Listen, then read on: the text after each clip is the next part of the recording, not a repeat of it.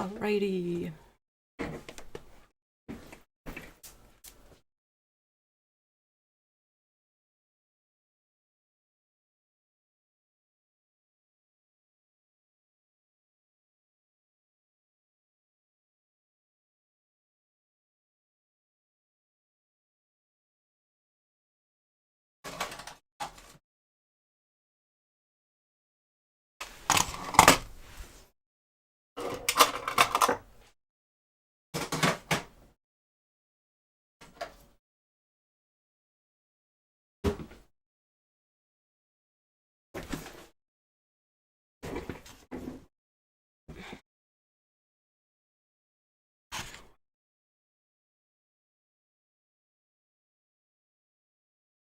Which one was that? And this one. I thought I had more.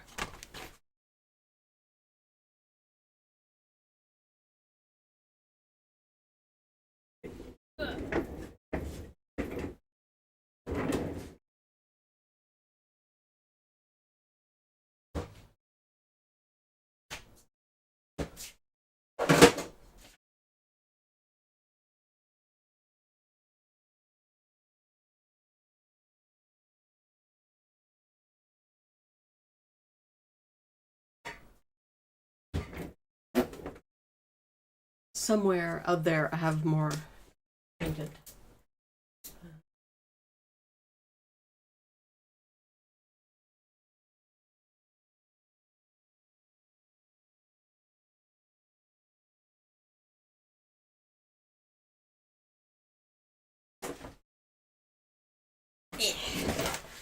That's okay. Jinja! Hello, lady! Oh, I think there they are. Ah. Awesome! Now I need the pencil.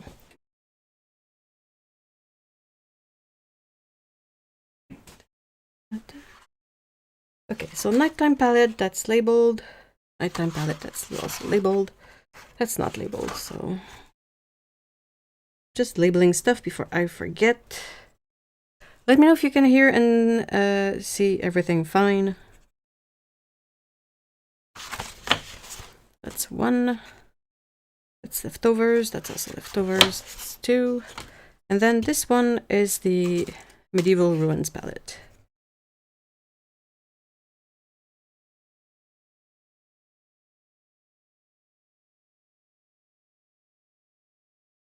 Alright, this one we need to do a couple more mixes of this. And then there's only the nature palette left. So that's where we're at. I have a coffee. It's a bit early. I'm sorry.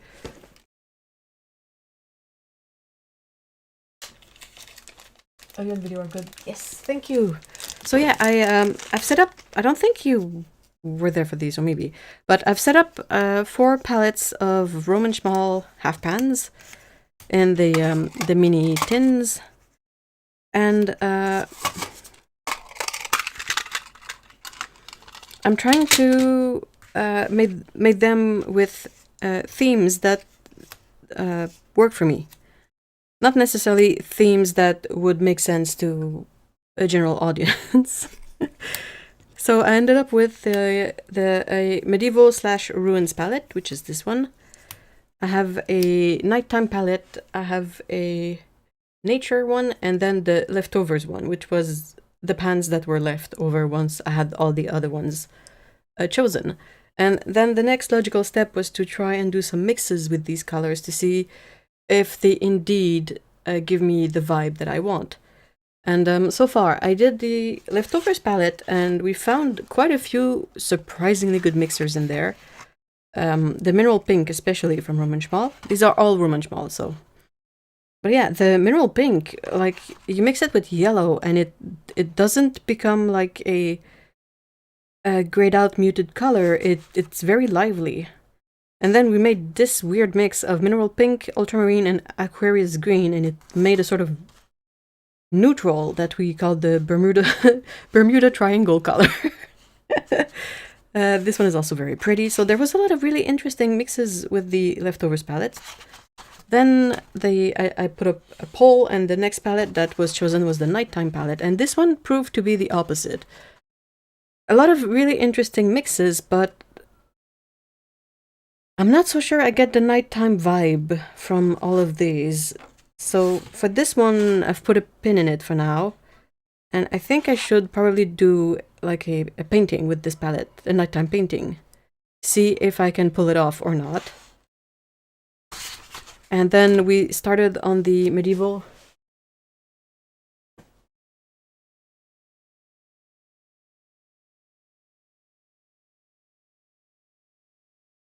I'm gonna make sure I'm in frame.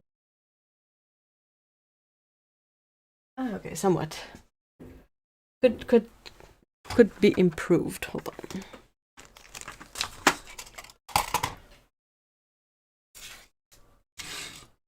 I have a bit more space this way.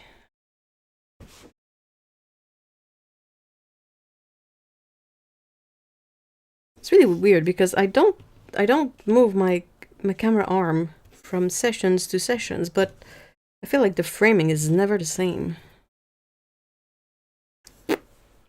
Go figure.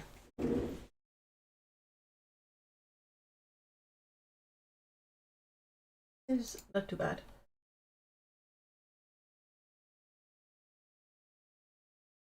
So yeah, that's where we're at with this, and I will. So I'm gonna have to put this here, but I will take like if you have mixed suggestions in mind, you can always put them in chat. I would probably prefer suggestions that are in tune with the general idea of the palette, like with just as an example, with the nighttime palette, I'm not looking to mix like vibrant saturated colors. It's a nighttime palette, so yeah. Words. I haven't had enough coffee yet. I say as I yawn. Point proven.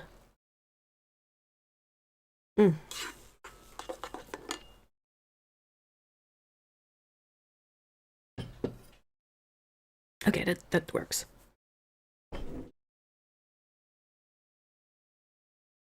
Okay, and I'm also trying to label the colors as I go, and I'm noticing that I forgot to label a bunch of these. So that's also carmine, that's blue sky. And more carmine.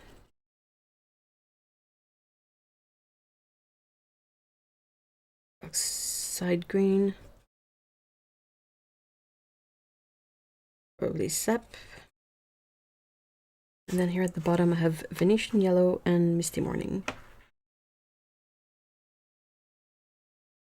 So yeah, I'm kind of looking for colors of like ruins, castles, greenery, lichen, moss, you know, like mist, that kind of general vibe. Like this color, technically, a lot of people would be like, ugh, but it is really good lichen color, if you think about it. So just trying to see what kind of mixes I can do and keep an open mind, and that's basically it.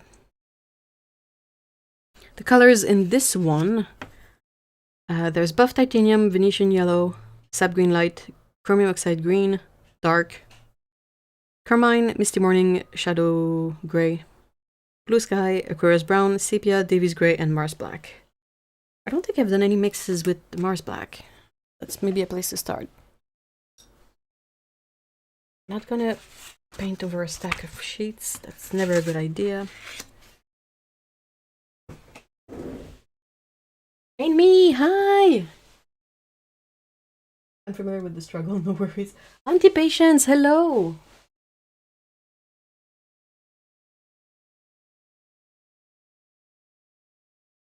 Really nice to see you guys. I hope you're having a great day.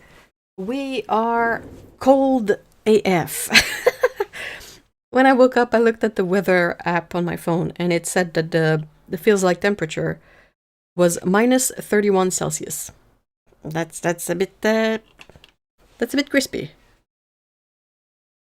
Okay, I said Mars Black, right?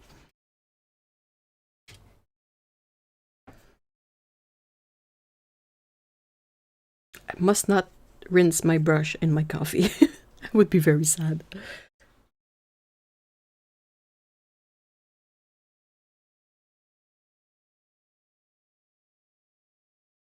want to try this one with Misty Morning.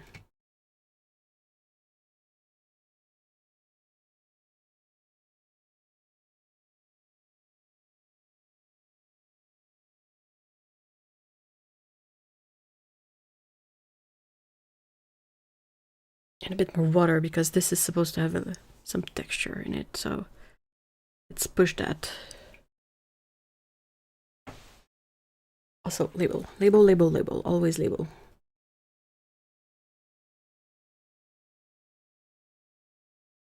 I think if I ever do a video about like the basic rules, quote unquote, of watercolor, blah blah blah, one of them would be label everything.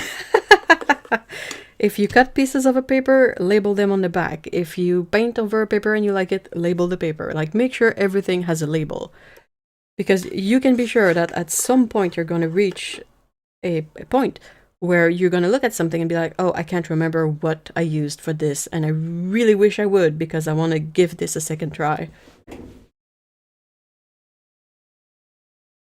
42 Celsius! You're like the other way around. Oh my gosh, is that like particularly hot for Australia, or is that just common? Oh, minus 26. Yeah, you have it very similar to what we have here. Hey, Paulo, how hot is it for you? It's always super duper hot for Paulo. Mm. Good gosh. Just came in from the back garden saying that today, no day to be working outside. It's 8 Celsius. I'll bait with 30 knot. I'm gonna be AFK telling him for the pussy.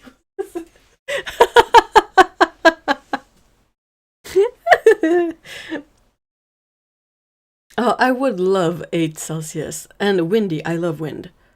I really, really love wind. When it's like absurdly windy, I love it. So that sounds ideal. I might move there. Is it common occurrence? Because tempting. Oh, 10 Celsius. I would take that too. That sounds lovely. Minus 31 is not lovely. That's crispy.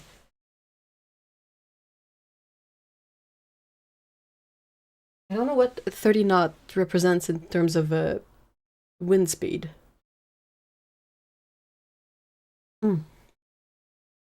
So it's coffee with some oat milk in it, unsweetened oat milk, but I also use some oat milk creamer that is sweetened, and I mix them and I put them in my frother, and they make a very luxurious foam. So it makes for a really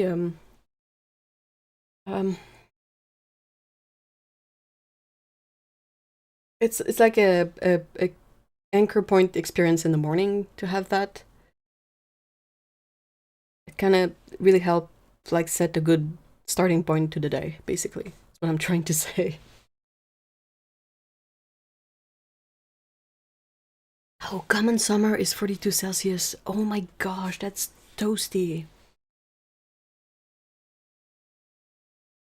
I think if I have to choose, I will take like very, very cold instead of very, very hot, because the cold I can manage. The hot I just can't. I just cook.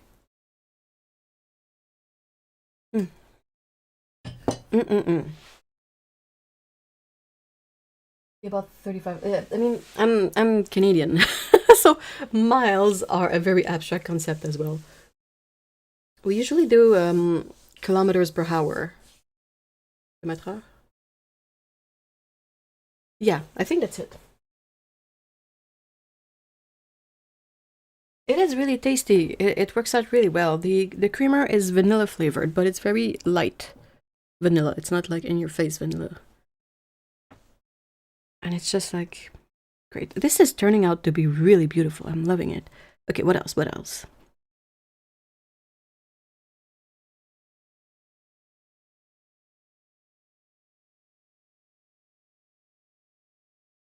I'm gonna see if we can get some sort of a like more muted sky color if I take the blue sky and I mix in some of the Davies gray.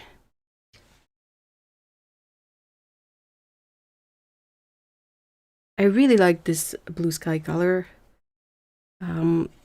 I'll be able to check in a second, but if I have to guess, I would say that it's probably a phthalo blue color with some white.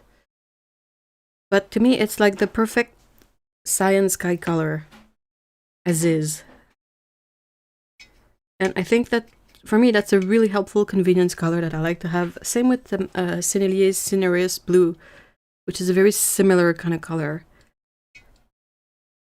I understand that it's not an optimal color, but in terms of being convenient, it's up there.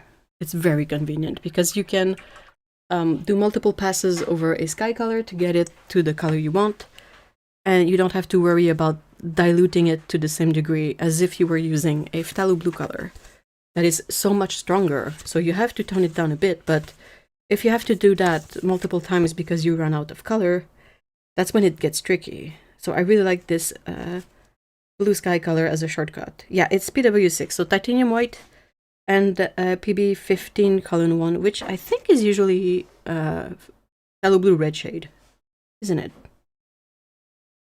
Or just a regular phthalo blue? Which one is it? So here it says the red shade is column 6. Pretty sure column 3 is the green shade. Where is it? Is it there? Red shade? Oh, green shade, yeah. Column 3. So column 1, I'm not sure which one it is. Maybe it's the neutral one.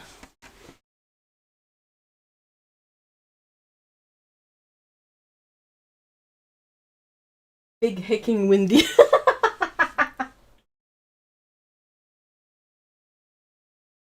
We have AC, unfortunately. Using AC. Are you somewhat good with like managing the heat? Because if you are, that's fine. That's good.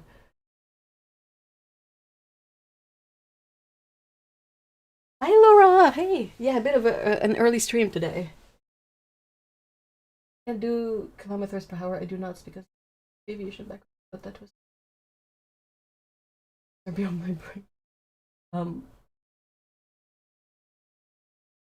Like on a scale of just a breeze to losing your hat because the wind picks it up, how bad is 30 knots?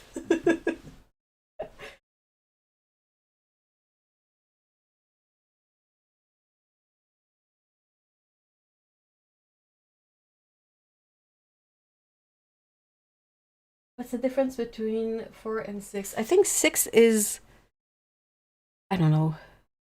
6, yeah, 6 is red shade, warm. 3 is green shade, so usually cool. And for all the other ones, I usually have to check artist creation, like the rundown of all the phthalo to figure it out, but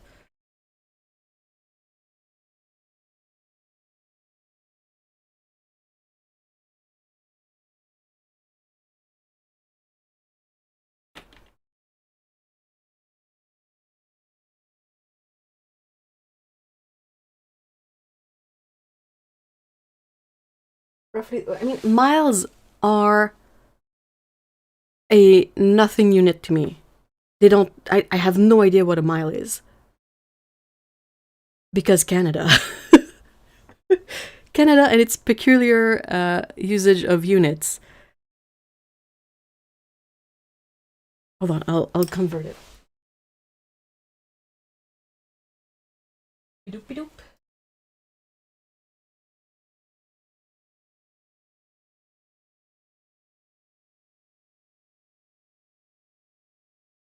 Oh, 56 kilometers per hour. Oh shit. 15 meters per second. Oh. Okay, that's windy.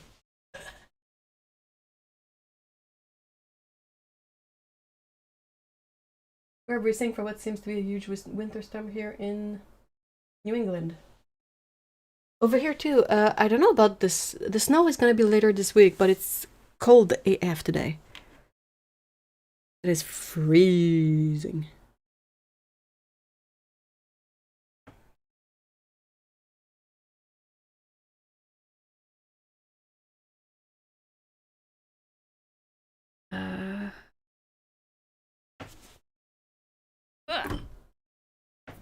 Sorry, short arm. Big aching windy. Sleeping is difficult at this heat, but fortunately I can manage.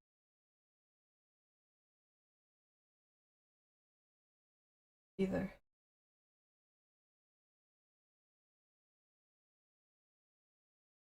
I remember as a kid, we would regularly go to Maine in the US in the summer. That was our summer trip destination. Because it's not too far from where I'm at in Canada. So my parents would drive all the way there and we would go camping and all that. And I remember seeing like the green signs on the sides of the road saying like, oh, next exit, whatever miles. And being like, what? And my parents explained it to me and it just never coalesced into like a piece of data that I can call. Same with Fahrenheit. Fahrenheit is very difficult because it's not exactly the same scale as Celsius. I know that -40 is -40 in both, but that's about it. And aside from that, my reference point for Fahrenheit is, again, because over here, we measure pool temperature in Fahrenheit. That's the only thing, that and cooking, that's the only things we measure in Fahrenheit. Everything else is Celsius. So I have a sort of a feeling what temperatures between 60 Fahrenheit and 90 Fahrenheit are because of a pool, of having a pool at some point that went my parents' place. And that's it. Aside from that, the next like reference point is the oven. So it's really abstract.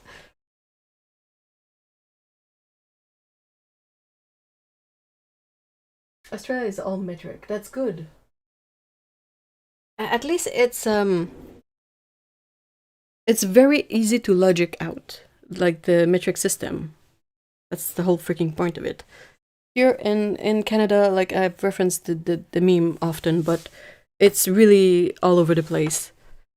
There's a chart that exists that will show you what we use for what, and it's literally all over the place. Like stuff like measurements of weight. If it's your weight, it's gonna be in pounds. But if it's I don't remember what else, but like if it's a different type of measurement, it's gonna be in grams, and then if it's another thing, it's gonna be in something else, and it's just all over the place. And I think it's because Canada is this weird hodgepodge of like the UK originally, and then we have the US at, like right under us, and also here for Quebec we have a bit of France in the mix. So it's just a big weird mashup of various conventions in terms of measurements. Like if you measure your height here, chances are it's going to be in feet and inches. But if you measure distance, it's going to be in kilometers. I don't know. I don't know.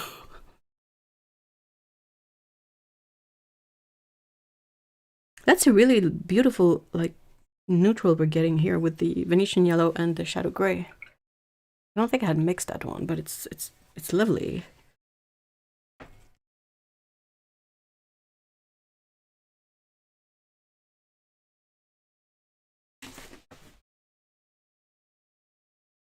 Get excited for winter storms as long as the power doesn't go out. It is bitterly cold.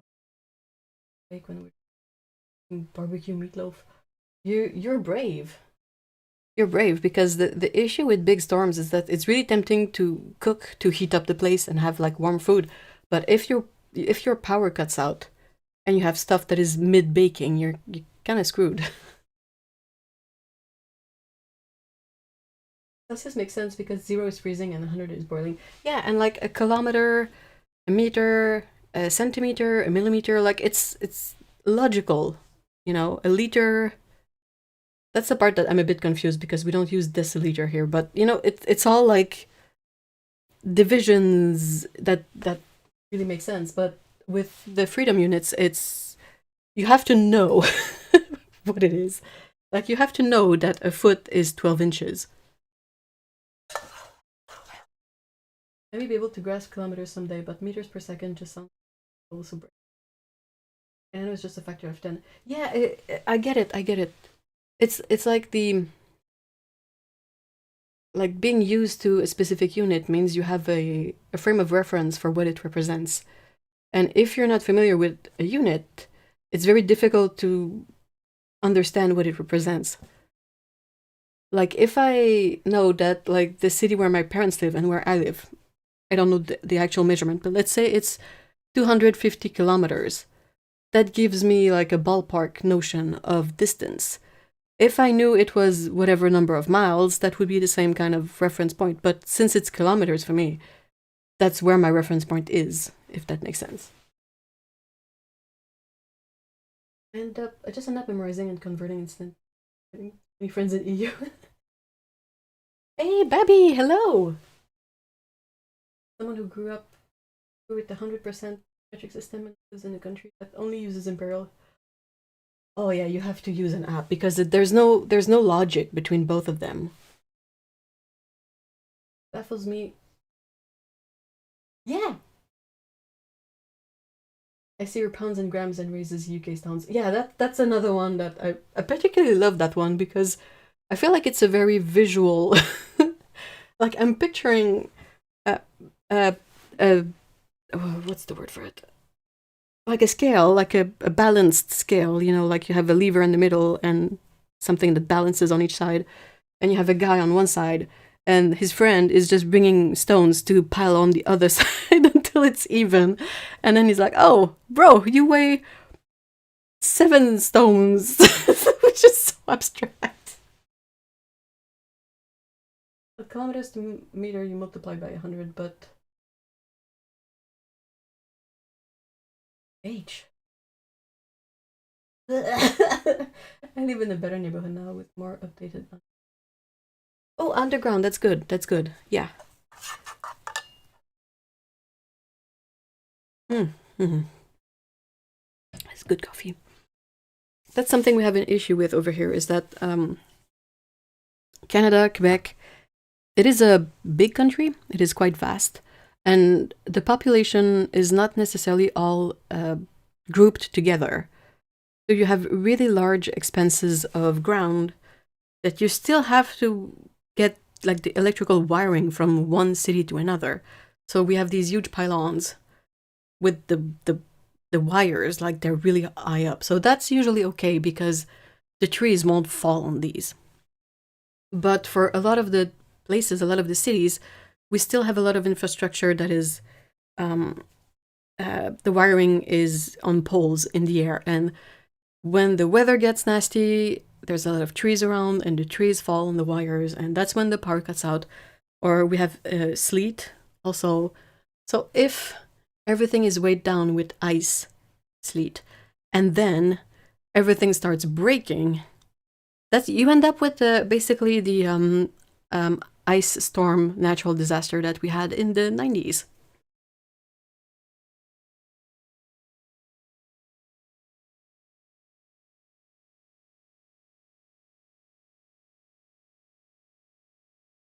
I think if they had to redo a lot of it, they would probably bury the wiring underground, but it's probably more costly. It's a lot more work, I'm guessing, so that's why a lot of it is still up in the air. Okay, what else? What am I mixing next?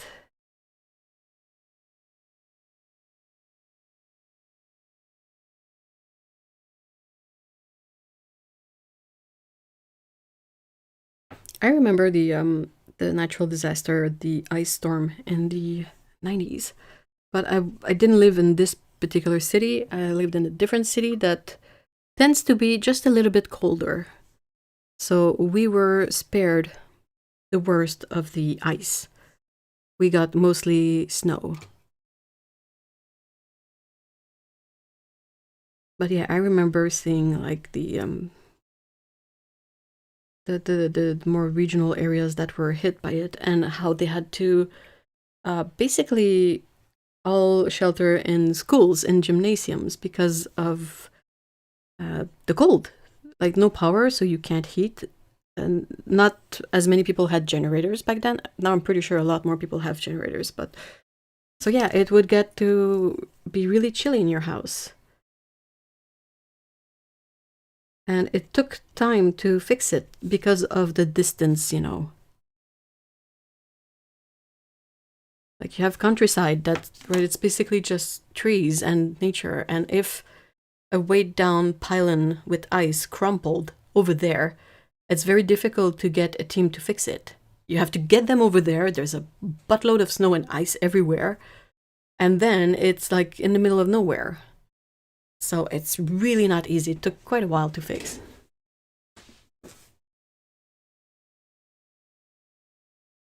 Oh man, I still remember the storm. We didn't have school for 3 days, and then 2011, I think we got that horrible ice storm. Days. Yeah, that's basically it. Yep. I'm very grateful that we were fine. Like we were, like I said, in usually the bigger cities fared better because it was easier to get teams to repair stuff. Perhaps a slightly sturdier infrastructure as well, and it was quite easy to get them back on track. But the countryside, oof. I think we very quickly, like as a general province, very quickly ran out of all the stuff you need to make fondue. Because you can buy the burners or the fluid you put in the burner, and then you can put like whatever canned broth or water, like bottled water in there, heat it up, and have something warm to eat. So yeah, fondue stuff was very in demand back then.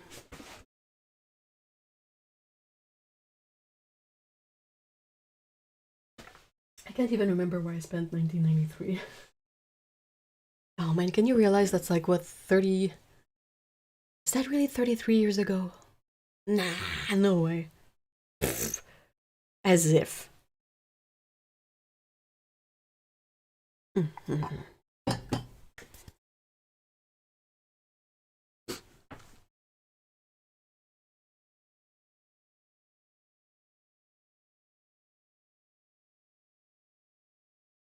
Oh, I haven't mixed the yellow and the blue. I wonder what kind of green we can get from that.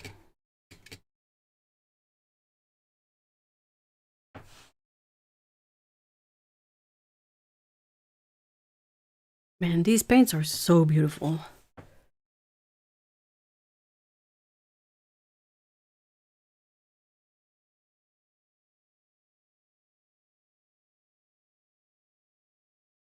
Look at this. Like, good grief, that's pretty.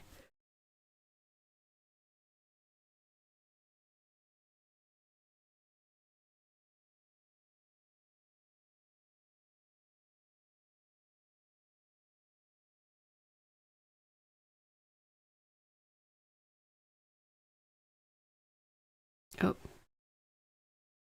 Oh, okay. That was my like grocery service pinging my phone. It's a really cool feature of like it's a very cool service that's available to us here in Quebec. It is a local company that does two things. Part of their model is to aggregate the products of a bunch of local farmers. Farmers. Whether it's veggies, fruits, not many fruits in the winter here, but veggies, fruits, or meat, or cheese. Like all the local production, they kind of aggregate everything. And they also have greenhouses on city rooftops. So, like, the city also generates a little bit of like food. And then they offer like a platform where you can order stuff from their website and they deliver it to your place.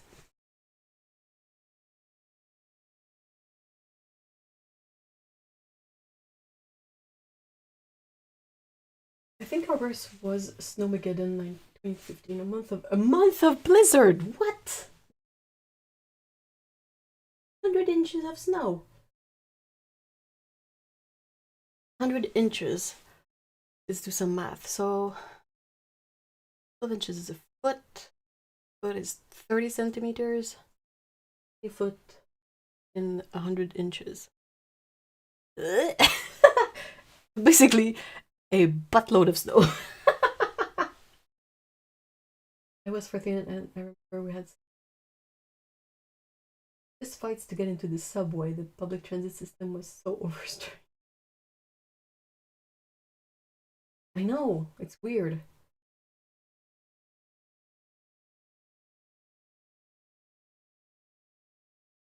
I'm using Roman Szmal paints, all of it. I've not experienced snow. See, that sounds really peculiar. That's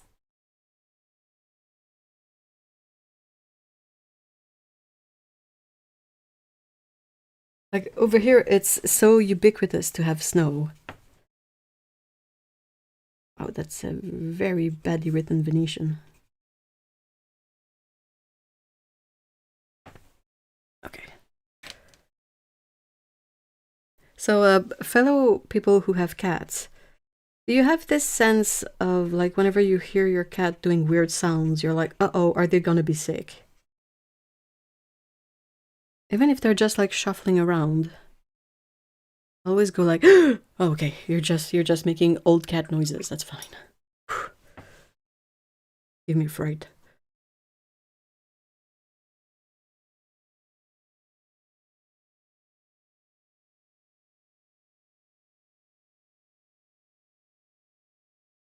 Everywhere in the black arts.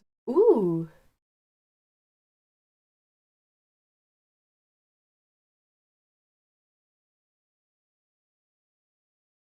Yeah. Like sometimes it's like this it's gonna be something else. It's gonna be like the fridge making a noise. And I sort of get in a panic instantly because I'm like, uh-oh, is a cat gonna, be sick? And where are they? How convenient of a place is it to clean? That's always like the big worry. I've quite often grabbed a cat that was about to, just to put them on an easier to clean surface. Like, no, not the couch, please. Go on the tile floor. Come on. You should know better. Oh man.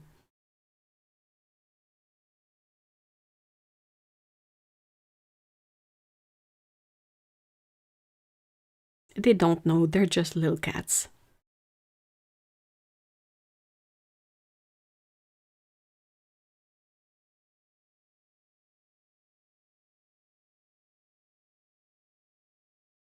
The Mars Black has a really pretty granulation. I think that would be super fun for like a really gritty stone texture or places that have had soot, possibly.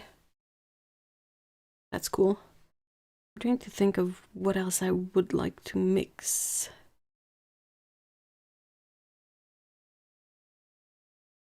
I don't think I've mixed the sap green with the shadow gray.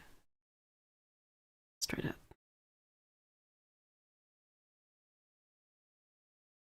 Oh, this sap green light is absolutely gorgeous.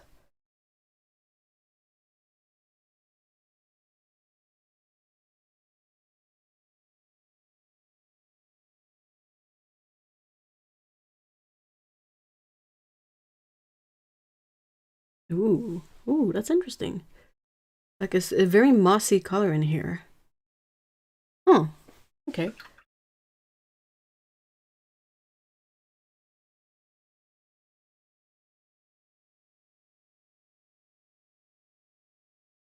We do have an awesome of. Oh, that's lovely.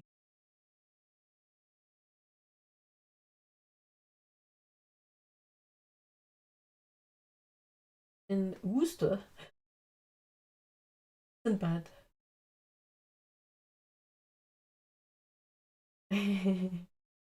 That's lovely. I've got my babies quite. Oh, yeah, mine too. They're old ladies now. They're gonna be 15 quite soon, like in a couple of months.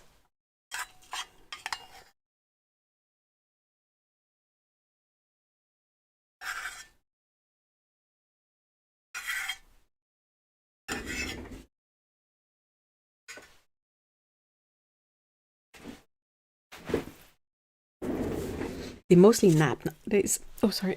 Ah.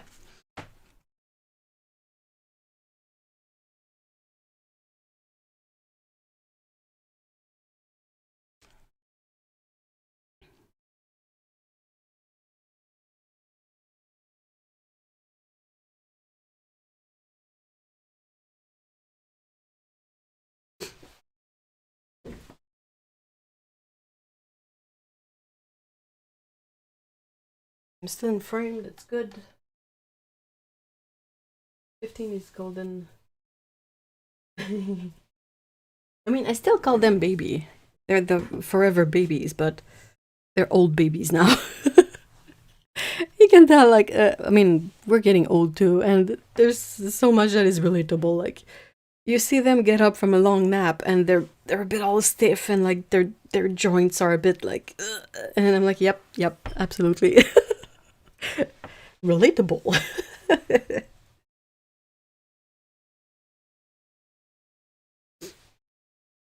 If you guys remember Linus, the orange cat, uh, he's still doing wonderful. He's very lucky. He has a really good human mom. And he does a thing that's so funny, is that every time he wakes up from a relatively long nap, he goes to the same area in her house, and he just sits there like trying to fully wake up. So he's sitting there, and his eyes are all like squinty, and he's like struggling to, you know, get to full awareness. And it cracks me up because he does it like all the time at the same spot, and it's such a relatable feeling. Like, I get you. Struggling to.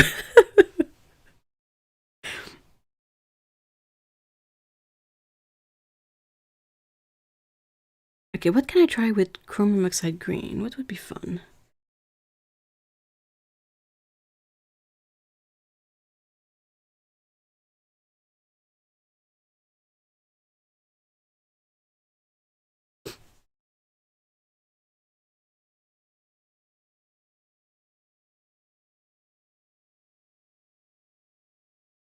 What about the blue?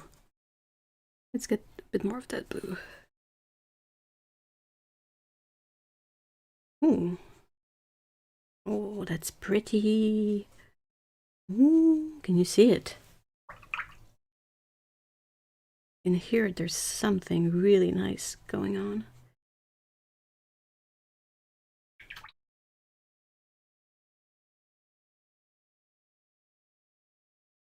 I got 2 teenage black devils in my house. Fighting one moment and then playing the next. Oh, how old are they? They must be quite young. I hope so too. Fingers crossed. I think I did that one. Over here. The carmine, and then the chromium oxide green, and then I did the carmine and the sap green. The carmine is really weird because it has that flocculation in it.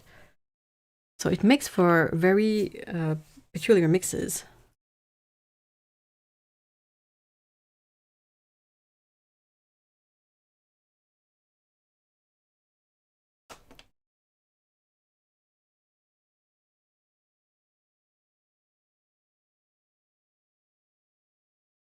Ooh. And art supplies. I'm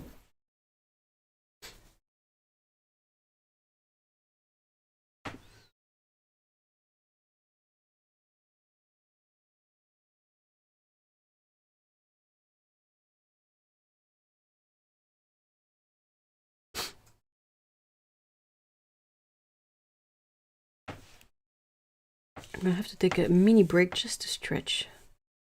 Need to remember to stretch a bit more because I get really bad tension headaches otherwise. You know, when you get into a painting or you get into a task that's painting related, and you really get into it, so you basically don't move for like an hour. And then your body's old and not in good shape, and it's like, ha ha ha, sucks to be you, pain. And you're like, thank you. Yay. I need to stretch. Because yeah, tension headaches, they suck. Oh, there'll be two! They're babies! What's the difference between flocculation and granulation? They kind of look a bit similar, but the way they happen is different. Granulation is when you have sort of a heavier pigment that is a bit coarser, and it settles like first, so it tends to settle and create the texture depending on how you handle the paint, the texture of the paper, the water, and your mix, all of that. Flocculation is when the particle of the paint sort of get attracted to one another and they form little clumps. It's not quite the same. It looks a bit similar, but it doesn't happen with the, like, granulation and flocculation don't usually happen with the same pigment. And the pigments that do one usually won't do the other. Oh, crack. Snapple and pop.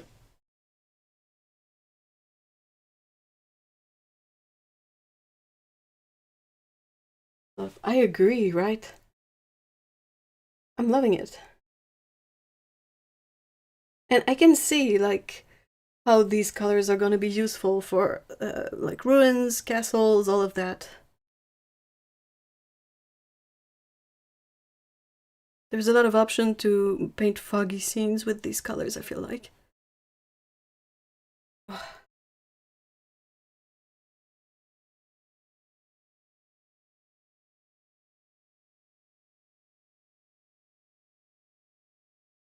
Ah, that's better. I hope that makes sense, Laura. If not, I can try to perhaps find more like sourced info that explains it. Maybe if Paulo is still around, he can perhaps add more info to that. But it's like the rough baseline of it. Like, I can show you. I don't know if you'll be able to see, but in this mix here, you know, the texture is very high contrast. It's very like a bit like noise on a TV, you know. That's more like flocculation. And when you have granulation, you're probably familiar with granulation anyway, but you have more of a grungy texture going. Like, it's not smoother, but it's less high contrast and sort of very different in its appearance than flocculation.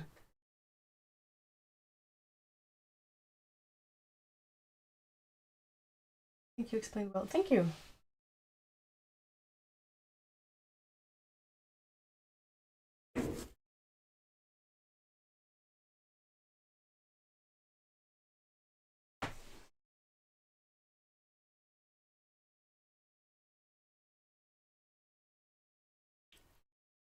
Okay, what else? What else? What else?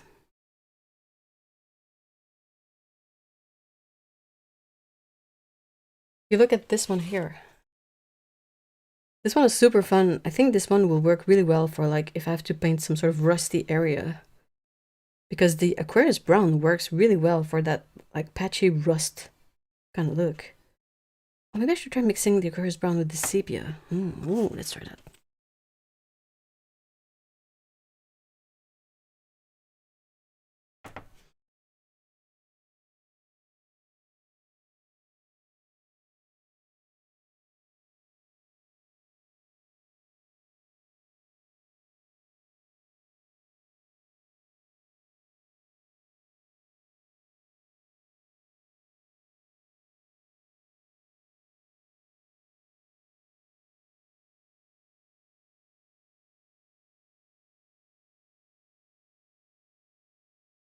Sometimes I think about other mediums or, like, doing art digitally because it has perks. It has some really solid advantages.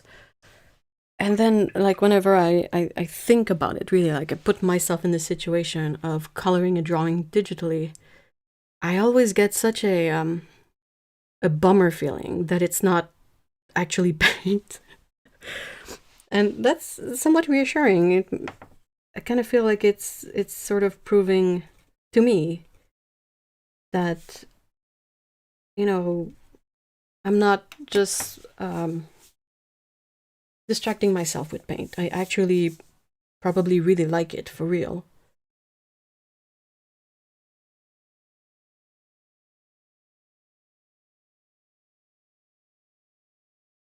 Well, flocculation is a scientific concept and granulation is it. I cannot explain the difference. Oh, the most similar concept we have to granulation is sedimentation. Flocculation is a dynamic process and granulation.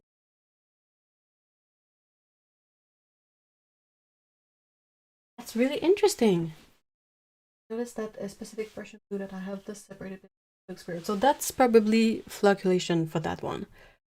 Because Prussian blue is not the kind, I think it's an organic pigment, and they don't tend to granulate. The pigments that usually granulate are the ones that are made from like metals, stone, all of that. And Prussian blue is not made from that. I thought PB27 doesn't do that.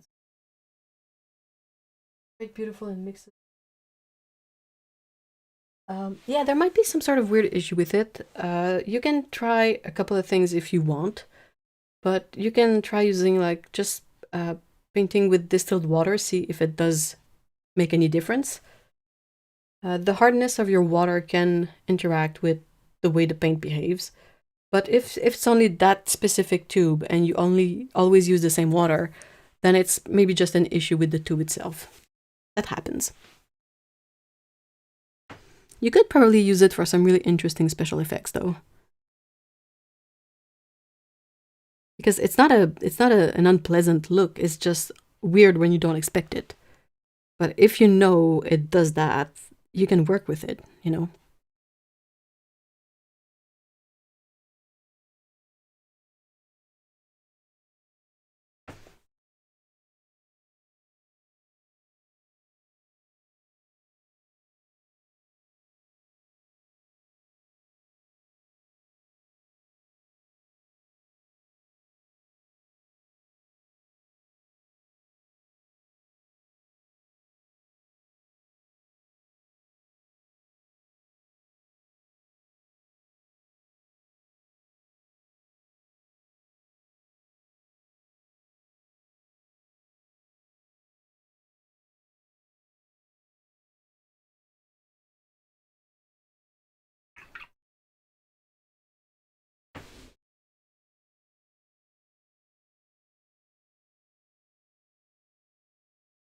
Russian blue is inorganic, really? Ooh, boy.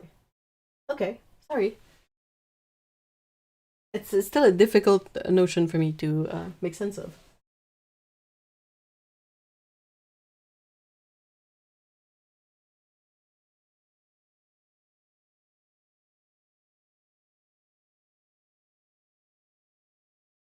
What other colors are inorganic?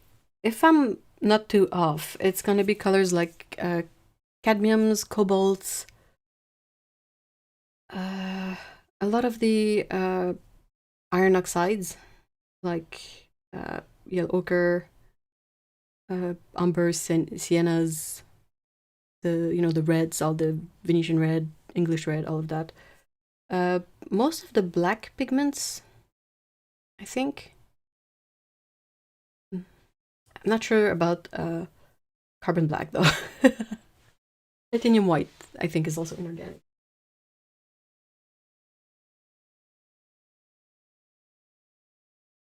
So I should send chemistry notes to my friends instead of listening to this. Yay, I got it! Woohoo!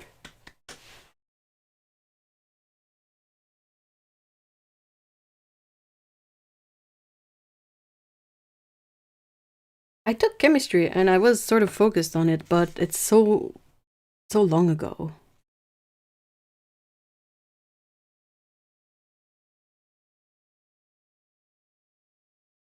The teacher was very special.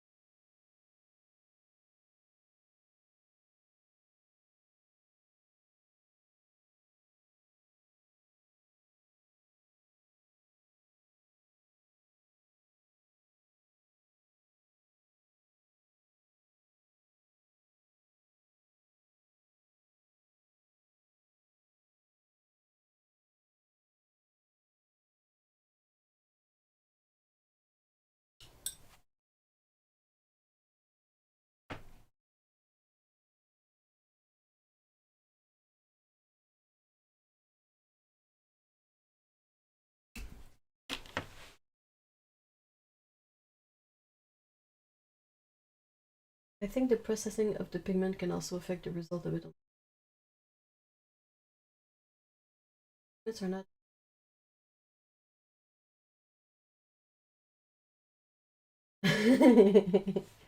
Oh, I'm glad it's a good learning opportunity.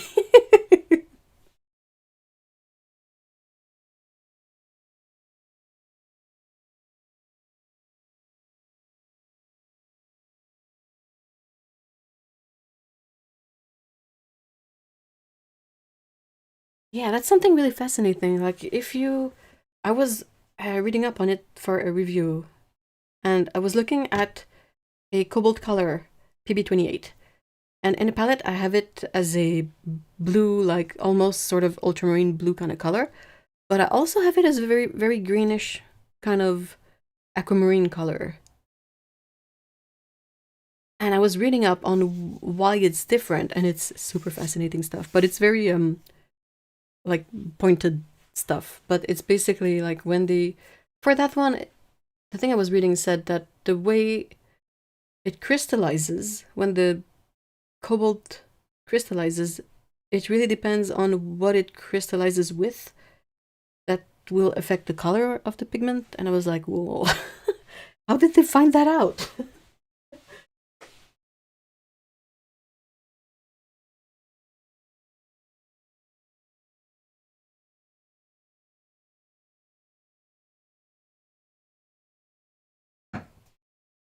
When I began watercoloring, I thought it was impossible to have different kinds.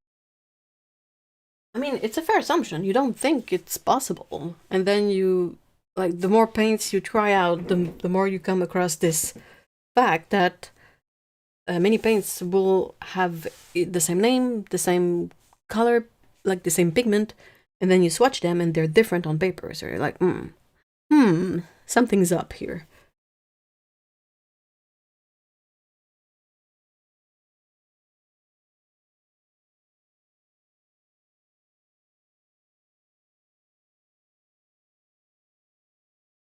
There's really one global.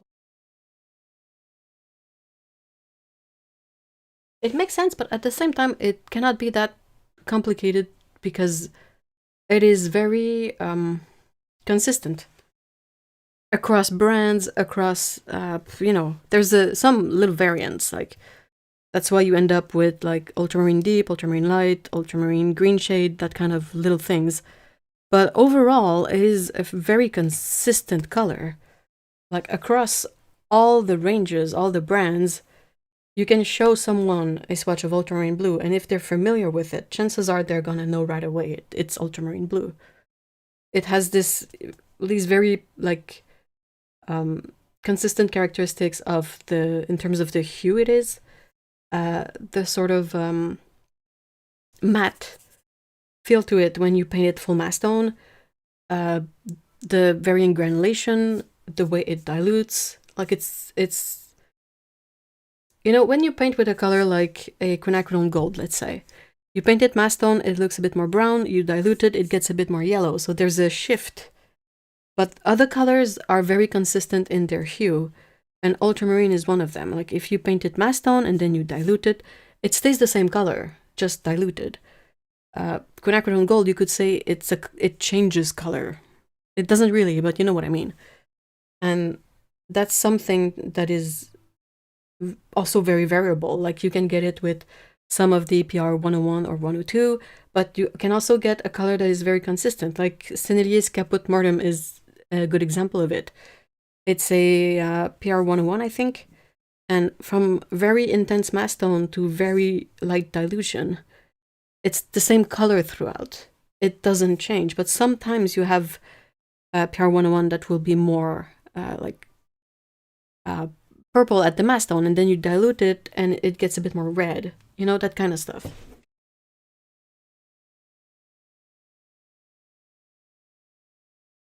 Speaking of, what does deep usually indicate again? Oh, yeah, it's just it's I think part of it is to indicate when a color is darker, or sometimes I think they just use it to differentiate. Like, deep green gold and green gold, deep green gold is not deeper than green gold. They're both from the brand that shall not be named. Pigment might be prepped in my but we're not.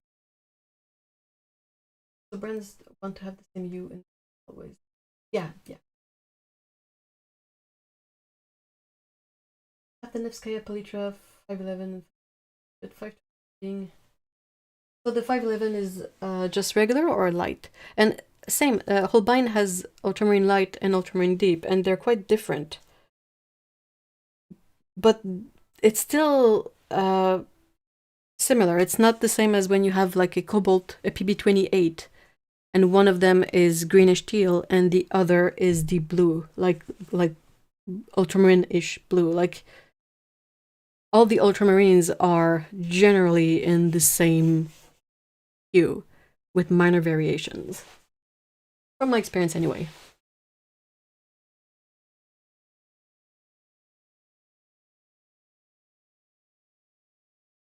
I don't want to buy 2 tubes of the same color and get different. Artists need consistency. Let's ruin their lives though. A bit of it would be great. Oh, sorry. A bit of a consistent routine is, you know, not necessarily a bad thing. What time is it? Okay, cool. Rosa as ultramarine and ultramarine. Spectral is slightly. It's really hard to tell whether an ultramarine is more reddish or more greenish.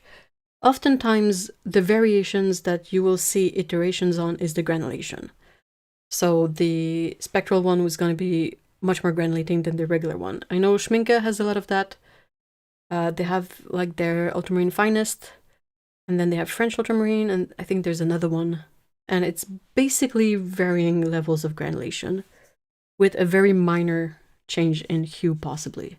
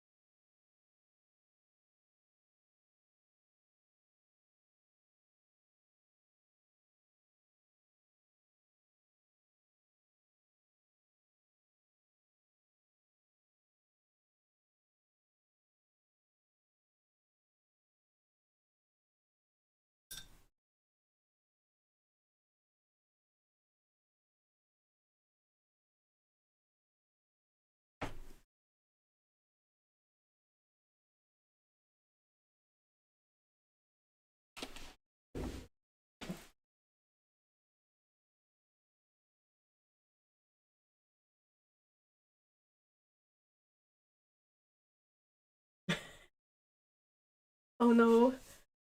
Paulo being confronted to paint companies using terminology that has a specific meaning, but that's not how to use it. Oh. Hold on.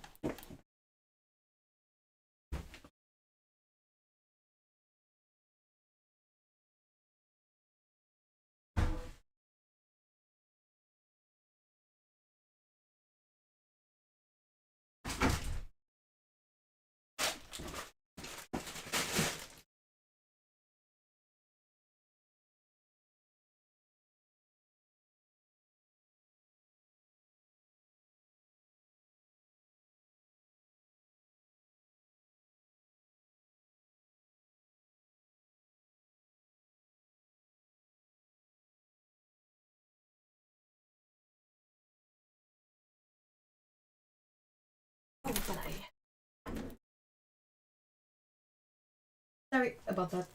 Sorry. I think I'm gonna take a very quick break, a bio break. Coffee. So, I'll be right back. Yeah. Wait. Oh, bye, Jinja. Have a great weekend. Be careful with the cold.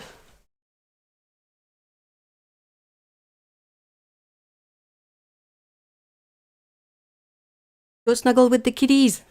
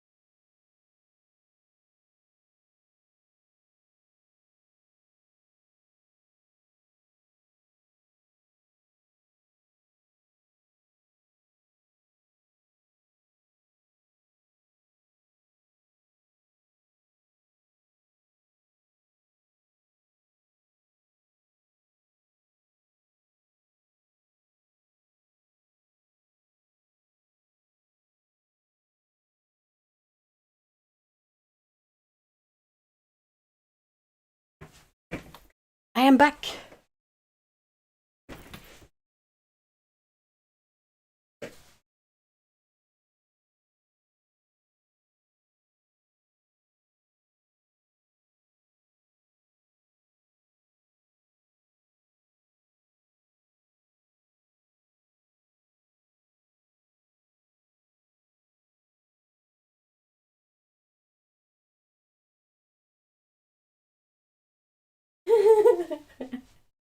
Spectral brown. What about it being more a reference to, specters?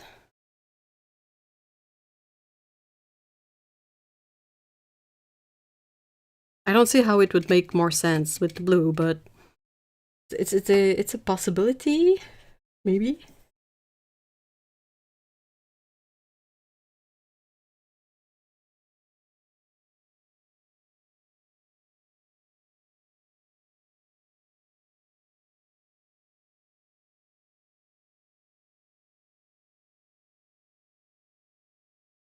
It's a bit of a bummer that this yellow is so low tinting strength because it's difficult to put it in mixes, and it means I go through the pan so much more quickly. I really hope that Roman manages to get two paints to a level that he deems worthy of selling. Like, it's been in development for a while, but I think it's difficult to get the right characteristics that he wants for the tube paints.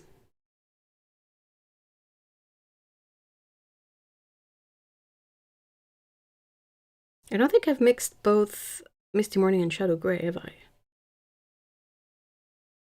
Hmm.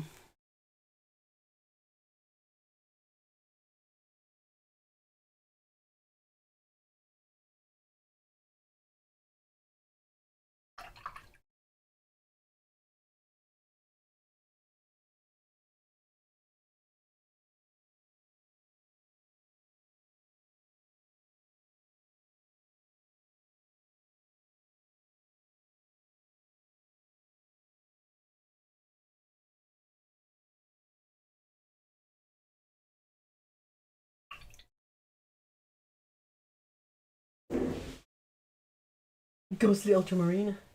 I mean, that would be cool, wouldn't it? Like the Pac-Man enemies. Oh yeah.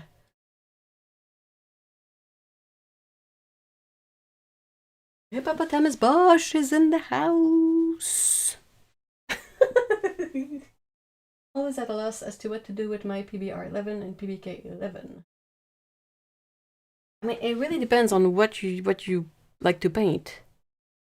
They're both heavily granulating, so if that's not a feature that works with what you want to paint, then I can see why it would be difficult. Incidentally, like, this mix and this one go really well together.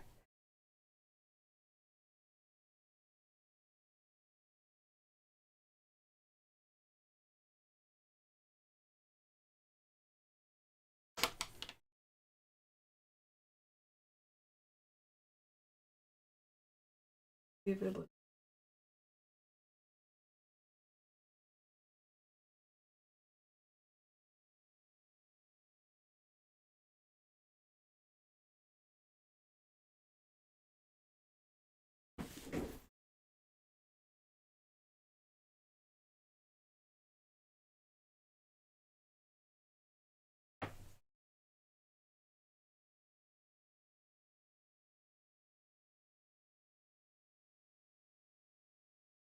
Maybe I should try PBR11 and PBK11 together.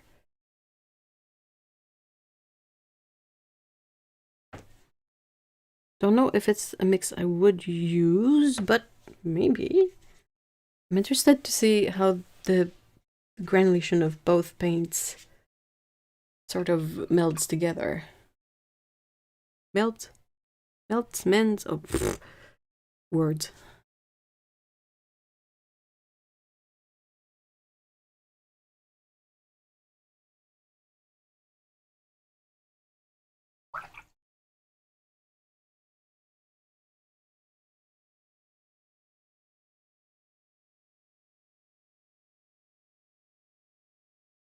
Ah ouais, c'est good. Pour vrai? Mais écoute.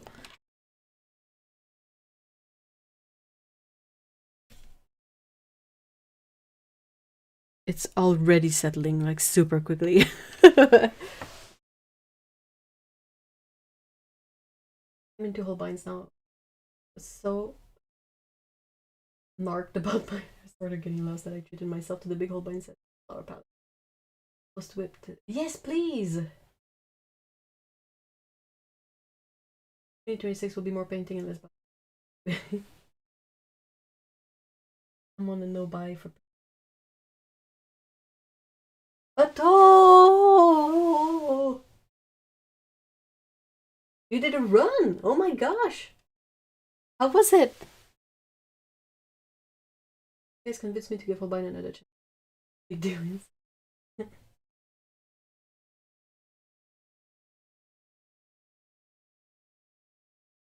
I feel like it's a thing where there's no sets out there that is just bad, no set that is no range that is just bad, no range that is just good. Like even if there's a range that speaks less to you, there's got to be a couple of colors in there that you would use and will absolutely fall in love with.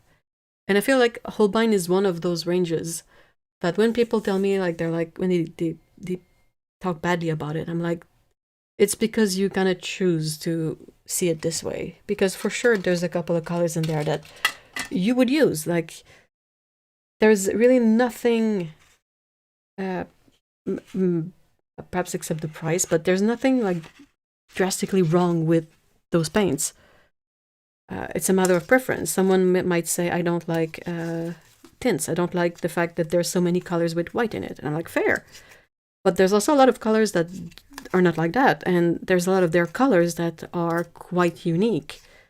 Again, their indigo is unsurpassed. And I doubt that, like, painters out there, they really would go like, oh, I never use a deep blue. So it's how I feel generally with this stuff. And I think maybe what should be prioritized in terms of paints and palettes is whether it's accessible to you or not. I feel like that's a sort of underlooked feature of paints. Because more and more it's going to be about what you can afford. So there's really something good about stuff that is easy to find and good, you know.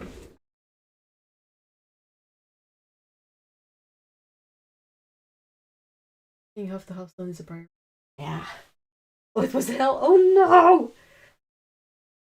I just signed up to a 5K run in 2 weeks. How did that? Whoa. Well, I hope you recover well. Thank you so much for being here, Paulo. I hope you have a nice walk with the dog. That was training for Los Angeles 2028.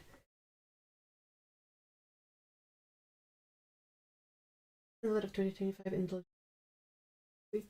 20 choices, which it is. But it's good to try to, go for a no buy, or a like as little buy as possible.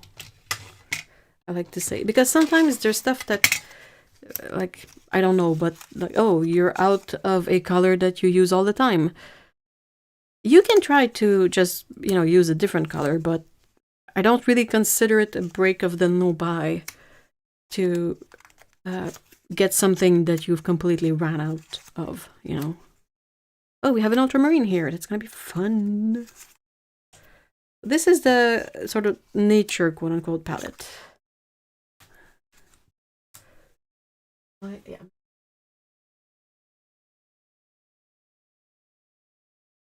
I would love to run a marathon. Oh my god. That's the 26 kilometers?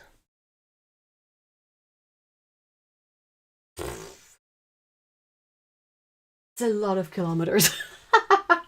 Sorry.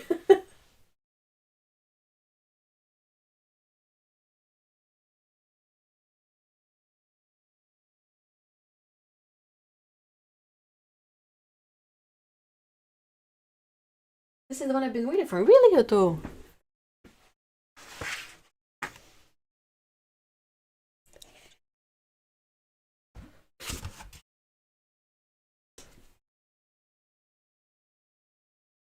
$42. Oh, for a marathon. So it's 26 miles. There's a 26 somewhere in there. I think.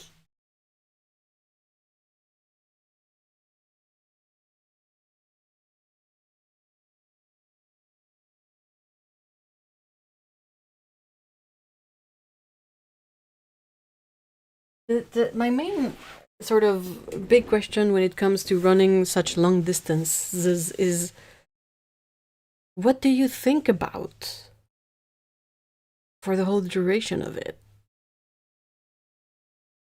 I'm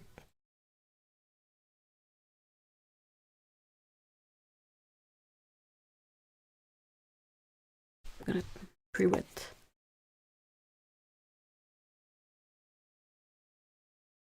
Yeah. I'm kind of excited to get to mix with the orange in this set. I'm curious to see what kind of colors we'll be able to get. But yeah, I don't really know where to start. I'm gonna start with the orange and the cobalt. There you go.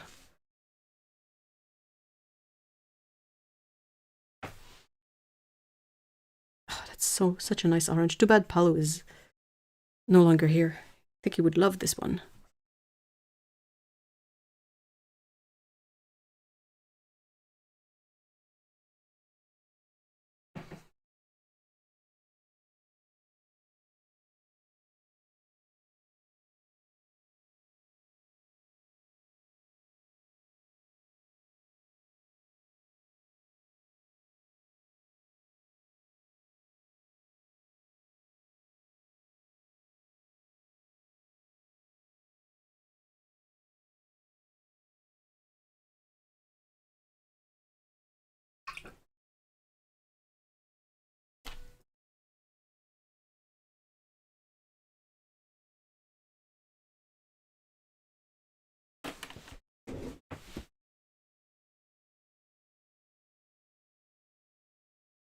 In sheer pain and questioning your life choices.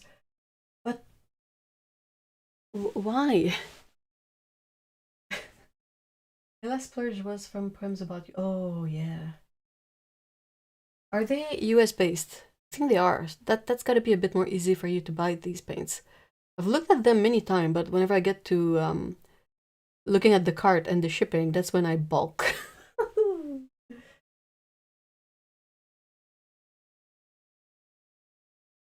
Yeah.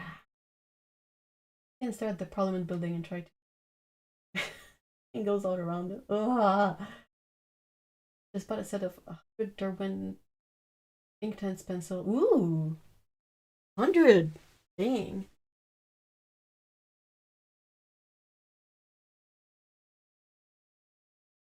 Fair, fair.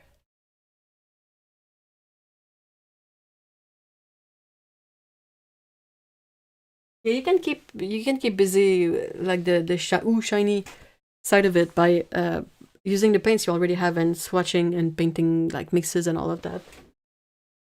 Because the runner's high is like nothing.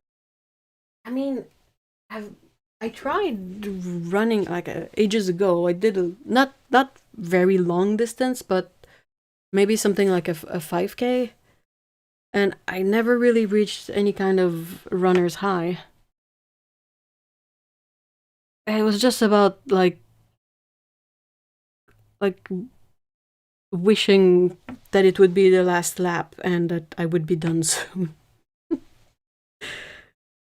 Maybe not my thing.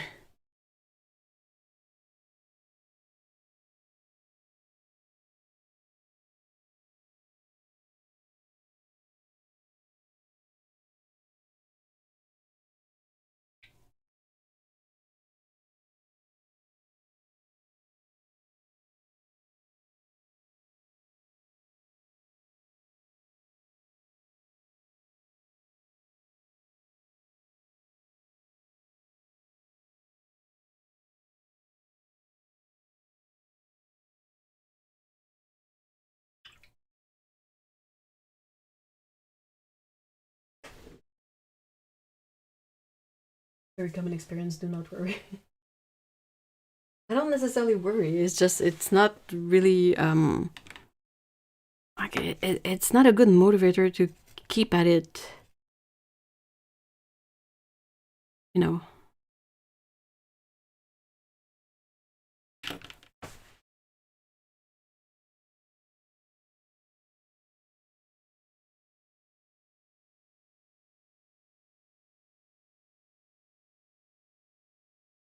Series 10K, ooh.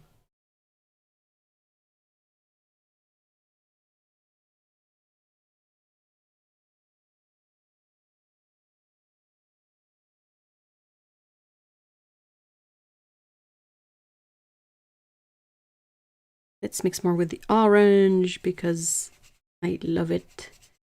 It is so nice and transparent, really. I'm gonna mix it with the ultramarine blue. French ultramarine. French ultramarine, yeah.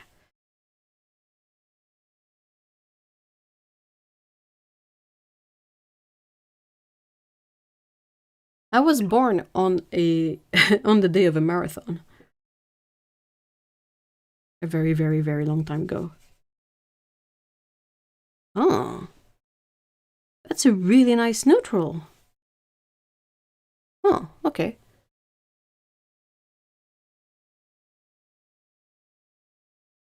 Eh, sorry. That's very nice. I love it.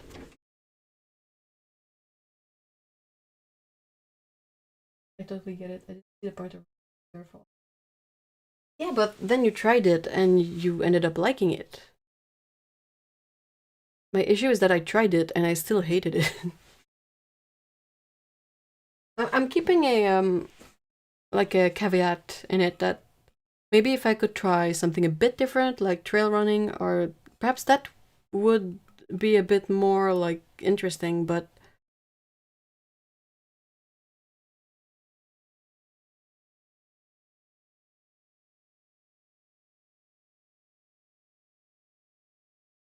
I just brewed the last batch of my what? Cannoli flavored coffee. What does that taste like? Is it like a bit like if it tasted like a donut? Like what's it? I don't think I've ever had a cannoli. I just can't have them now. Like before when I could have dairy, they were not really available to me, and now that they're available to me, I can't have them. So it is a mystery. I feel like it's like the shell is fried, so that's gotta taste perhaps a bit like a donut. And then the fillings, that's the part that I don't really know what to make of it.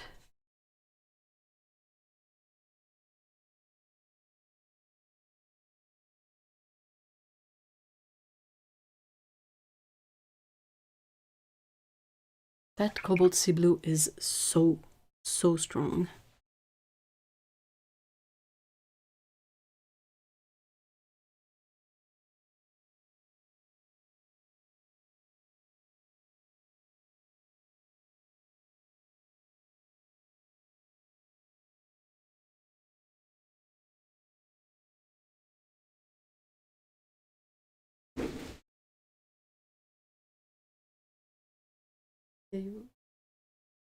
Of liking it.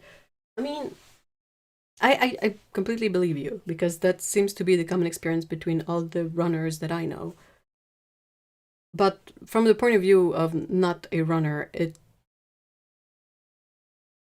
it's a bit puzzling. It's like people who say like, "Oh yeah, beer is gross, but you get used to it," and I'm like, you can also not drink, you know. I mean,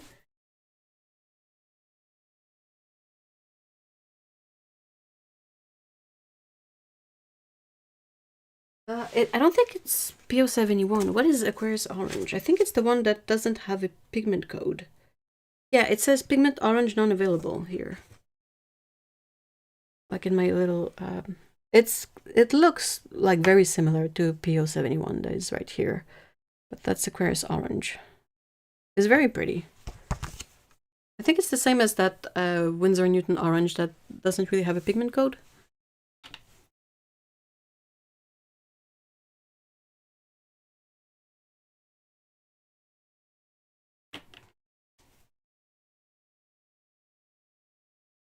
Yeah, I totally get this. Is the Bria Cano? Ooh. I don't know. I don't know. Perhaps they have figured out a code for it now, but most of the paints I've seen with this orange have it as pigment orange non-available. I don't know what's the process like when they need to get a code for a pigment. I don't know if it's a lengthy process or not. Or like what are the requirements for it?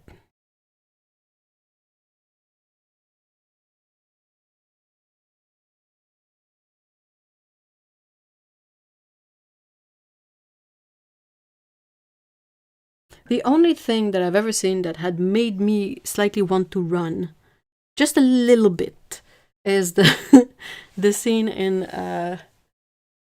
I think it's the first Lord of the Ring movies. No, it's the second one. It's the second one. When you have Aragorn, Legolas, and Gimli like run forever to track the Urukai. Because it looks so effortless and the scenery is so pretty, but really aside from that, um, mm.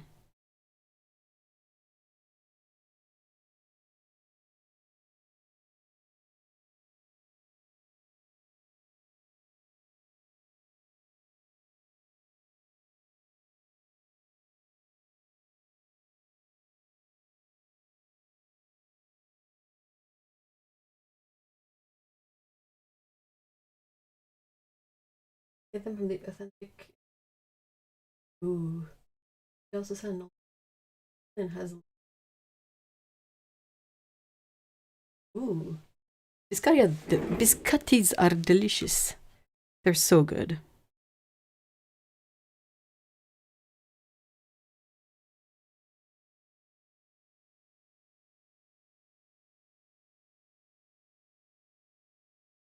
You see a lot of runners, like run in front of the place here because of the location we are at, and we see there's so many different experiences that seems to be happening. Some of them look like they enjoy it, and some of them look like they're dying. So yeah, it's a mixed bag.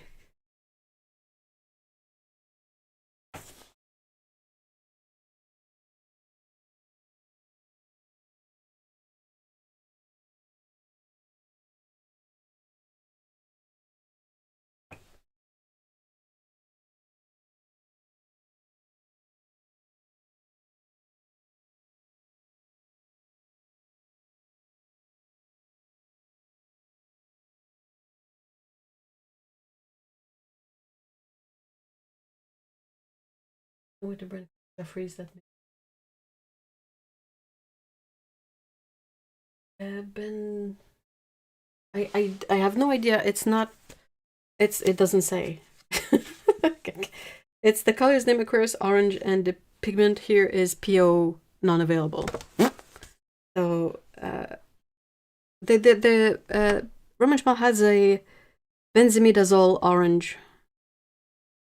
That's a different pigment, so there's that. But the one that doesn't have a code in there, I don't know. A lot of them are dying, but enjoying the dying. You guys are weird. I just found an old Breville mini pie machine. And I'm going to make some peach tart. That sounds amazing. A mini what? A mini pie machine. They do nowadays get super jealous of people with long legs.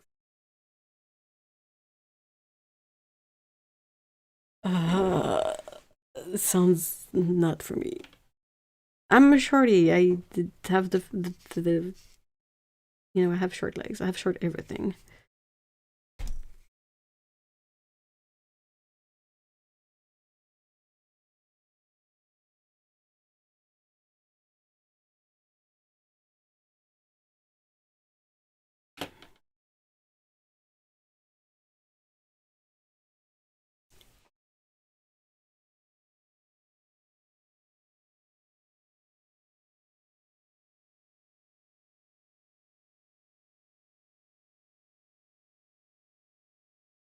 This sap green is very nice and bright.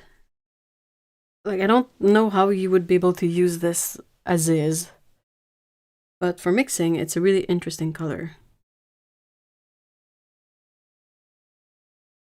Oh, that's nice. I like that.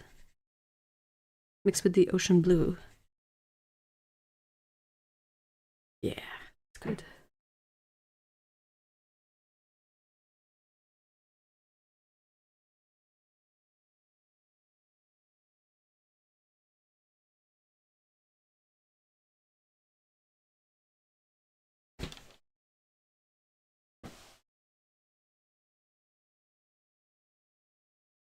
Well, well, well, if it isn't yo. Running in the heat of Australia is painful. Oh yeah, dude, no way. The sun is just stabbing you with melanoma. Ah! I'm not even in Australia, and that's how I feel when I go outside in the summer.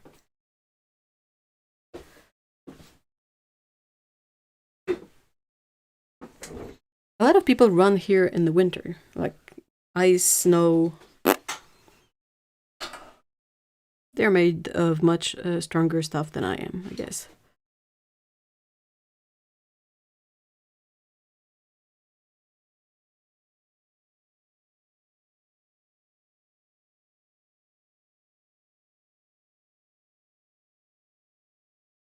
I feel like with these bright colors, there's like an infinite number of mixes that would work. Perhaps nature. Perhaps I need to have a think about what I mean, what kind of stuff I mean when I say nature.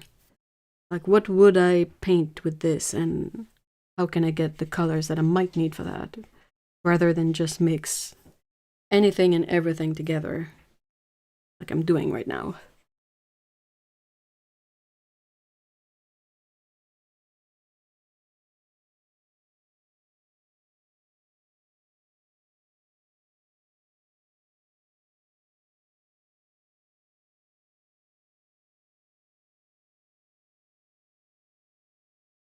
Yeah, no.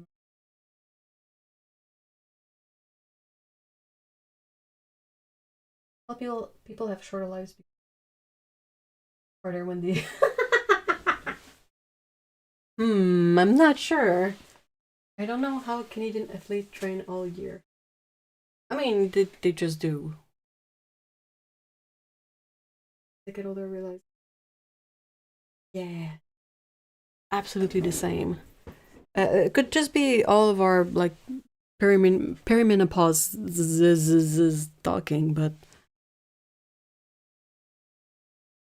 again, it's the thing that you can suit up if it's cold, but you can unsuit up if it's like if it gets too hot, you can't do anything except I don't know, get in cool water in the shade and stay there forever. Not my favorite. I don't really like just soaking in water. I don't think it's much my thing. I liked it more as a kid, but last time I went to a pool, it was just a miserable experience. So I think I'm no longer.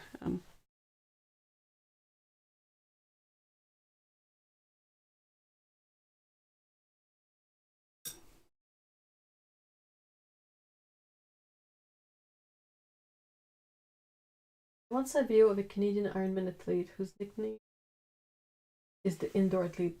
The guy was like, "Dude, I live in Canada. What am I supposed to do?" I mean, Iron Man. What? There's what's the disciplines in Iron Man? I don't remember.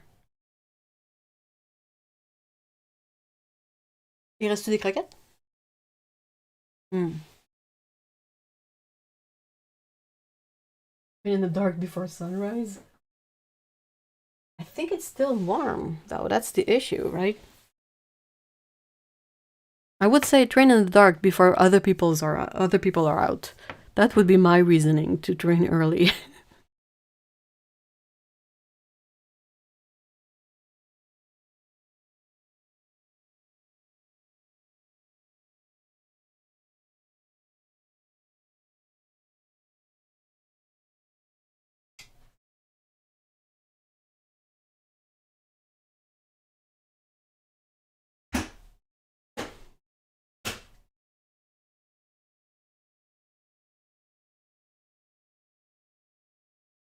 Where was I going with that? What did I try with the?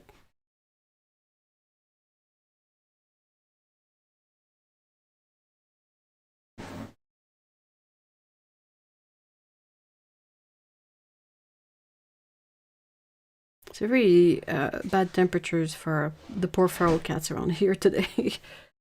Poor guys.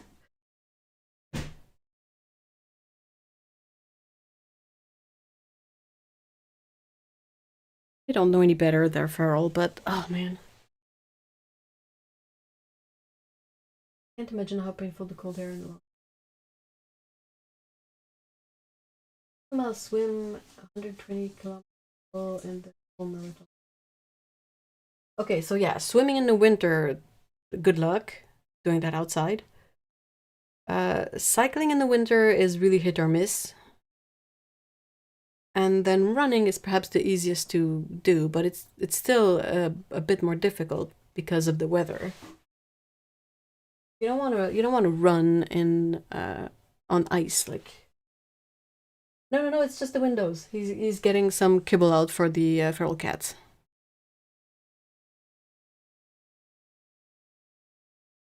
That's 2 miles. I know, but if you want to train for it, you cannot train outdoor swimming in the winter here.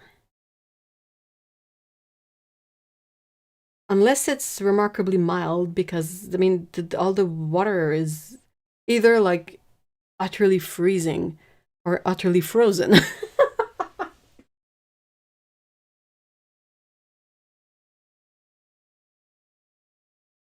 No, I don't think Chaz is gonna risk it today. It's a quote unquote new feral cat that I don't really have a good nickname for aside from Mystery Cat. But he's a very skittish little guy that we've started seeing not too long ago, and he really doesn't like human interaction. So,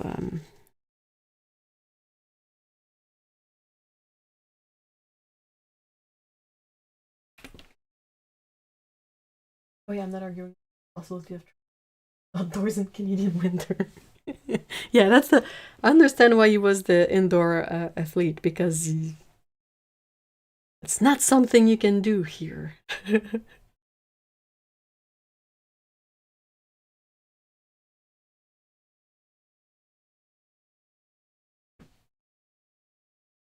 I'll call him Skit.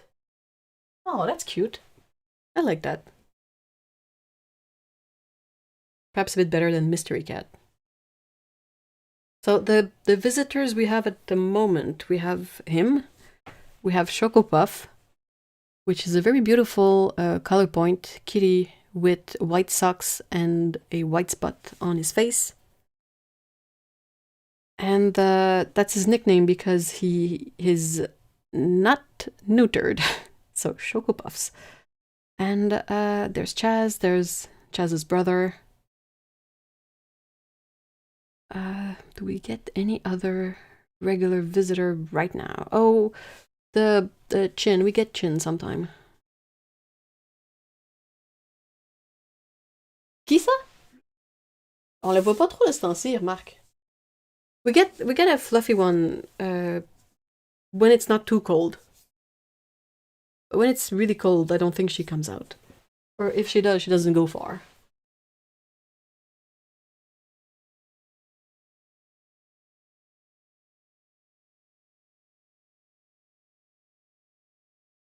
But I also know that Chaz, like when it gets really cold, he will not risk it. He'll take a good sniff, and then he'll be like, you know what? Not today. I can't really blame him.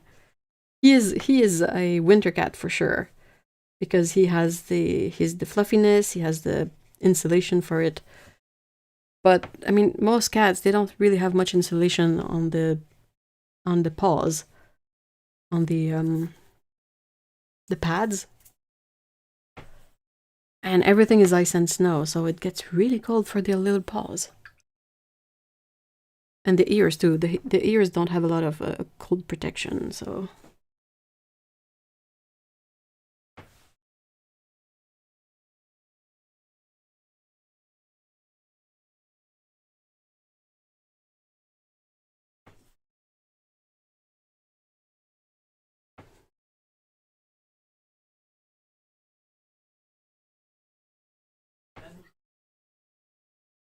Non, non, tu peux la prendre.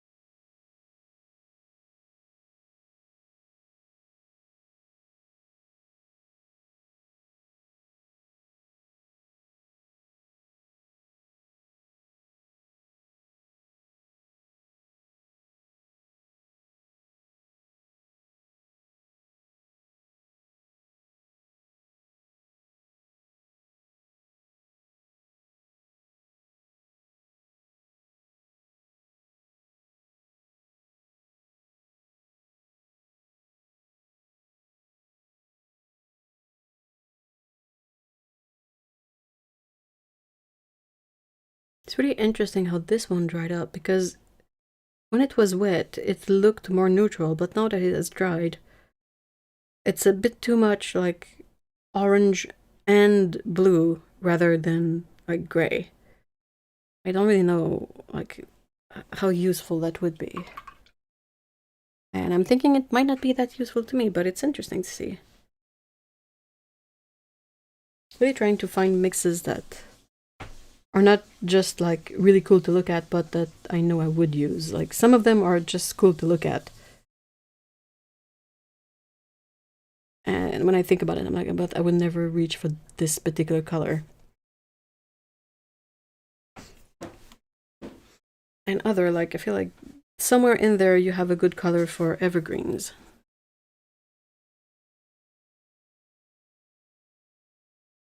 Does Mr. Cat have a shelter? I have no idea. I know that the cat, I know some cats are definitely not feral. You can sort of tell from the way they look, the way they behave, and I'm guessing that these probably have a home to go back to.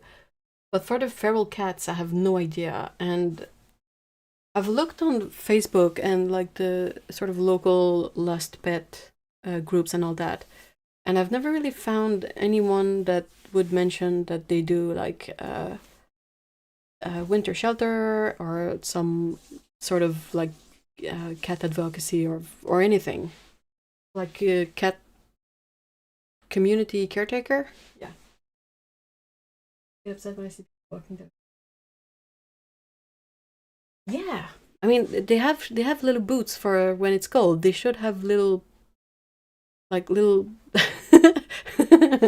I made myself laugh imagining a dog with flip flops.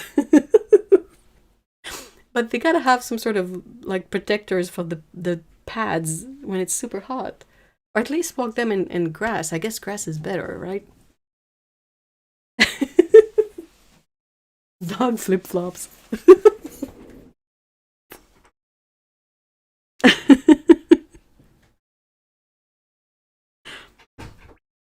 I don't know, but I think it's funny.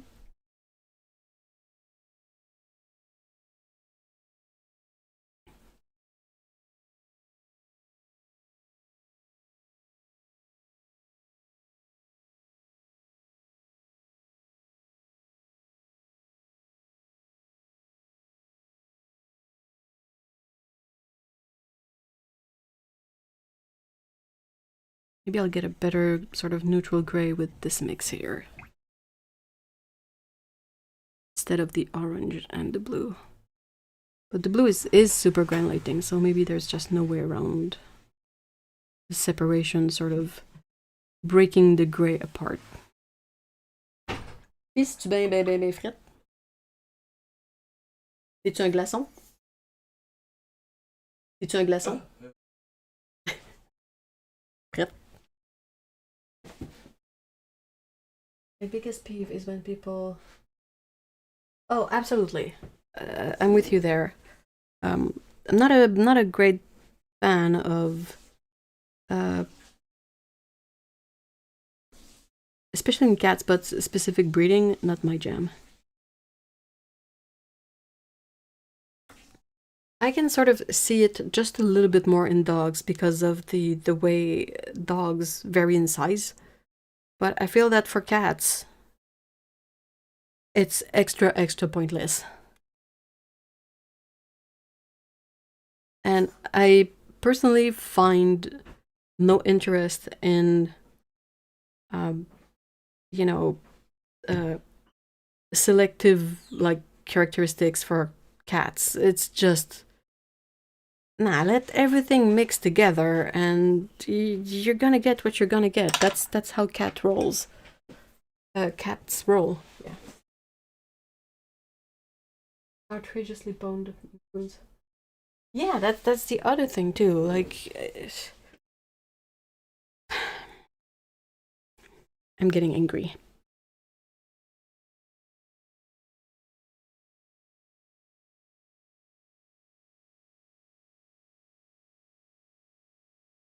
I really don't like it.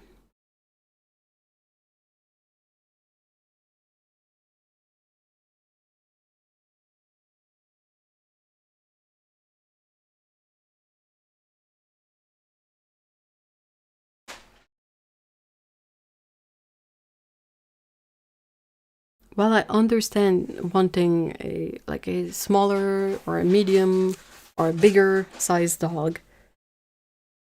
I really don't get how tight everything is kept. Like, okay, fine, you want a big dog. Well, we can, let all big dogs have puppies together, and you're gonna get a hodgepodge of whatever that's gonna give you a big dog anyway. Same with all the other sizes. With cats, they're basically all the same size, more or less. So just, let them have fun, and you're gonna get a much healthier cat too. Like, why would you want a cat that has a decreased quality of life just because they have whatever, like, characteristics? I'm like, oh, the flat nose, the Brad, I don't know how you say it, but the flat nose stuff is egregious. I hate it. It necessarily will tarnish my impression of someone if they have that kind of pet and there's not like a a rescue story behind it.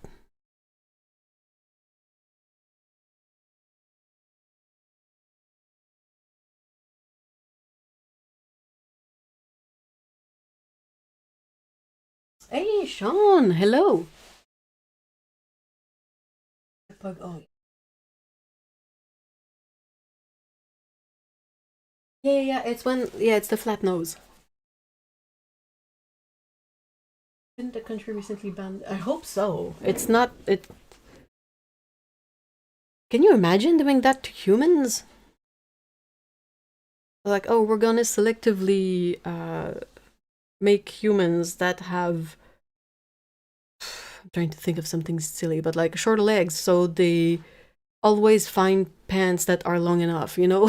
It's the same kind of stupid nonsense and makes me so mad. Like if someone tells me, "Oh, I really want a black cat." I'm like, "Fair. That's fine. You can find like a black cat is just a really common characteristics. You're not going to need some specific breeding to find that at some point." But whenever someone is like, "Oh, I really want a cat that has a flat nose," it's like, what is wrong with you?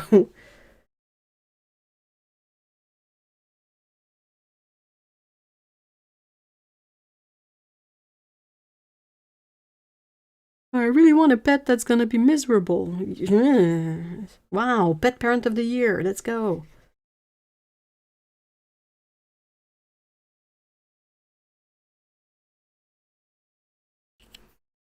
And someone going, but they're cute is not a counter argument. That's you're making it worse for yourself.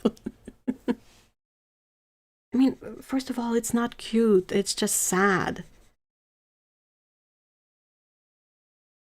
Like, would you say the same about humans? Like, ugh. Anyway.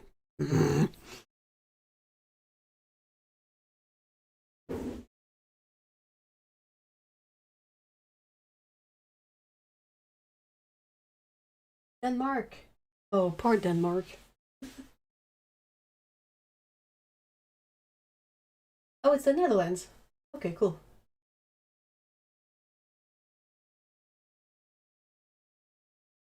Yeah, the Munchkin cats. They're basically what's what do they call them in English? In French, it's the colloquial name is chien saucisse, which is basically sausage dog. But I don't think that's the way it's named in English. But it's basically the same, but for cats, like sausage cats. Yeah, they're cute. I get it. But the oh, I'm gonna on purpose have a kid that's gonna have terrible arthritis. No? How about you don't do that? Like,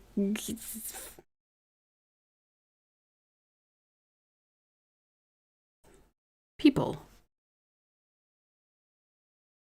Hopeless.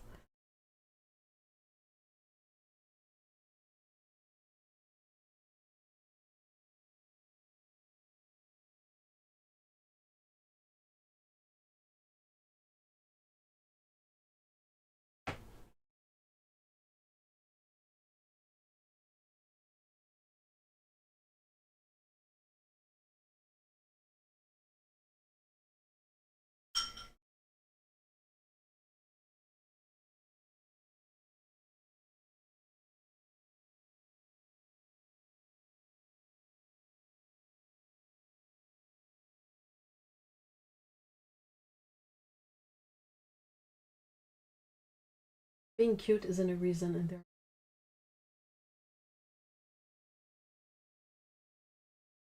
I don't understand why, but there's a lot of stuff I don't understand with dogs, mind you. So maybe there's a bit of that in here. Um,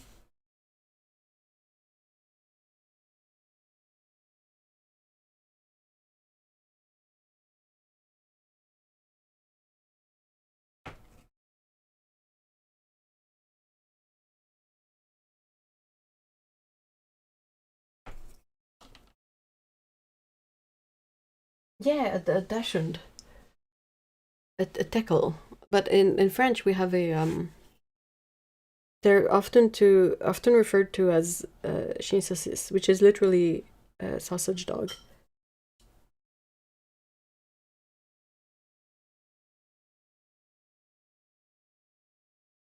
Okay, I don't know, man. Pugs are not even cute.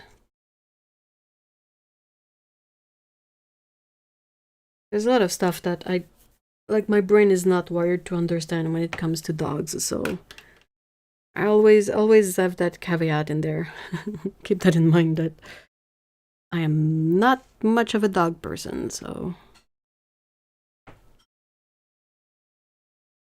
there's dogs that I like, but there's also a lot of stuff that makes no sense to me when it comes to a lot of dog owners. So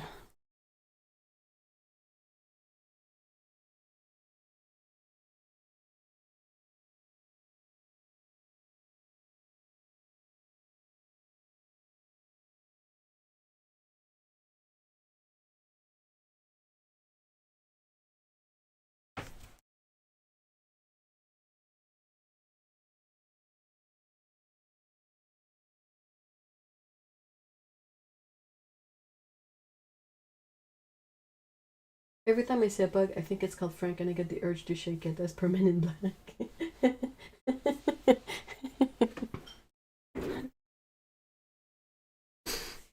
I mean, it's a whole lot better than what I feel like doing whenever I see someone walking a pug around.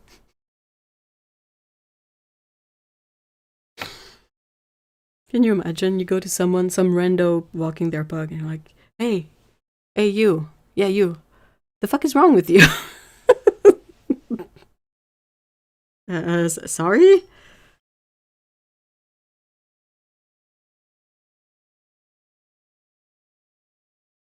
How about I break your nose in, and then you try to breathe? Huh? Huh? Huh? How does that sound?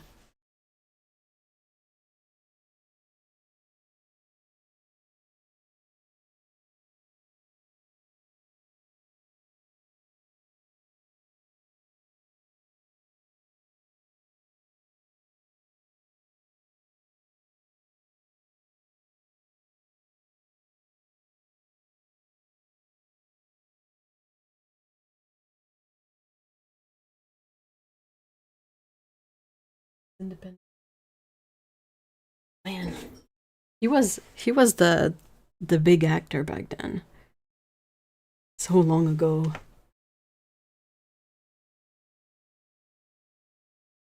I used to be terrified of Independence Day.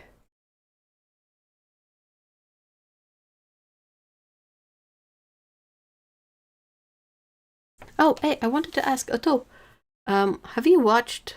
Did I already ask? Maybe I. No, I don't think it was you. Have you watched any of the Knives Out movies?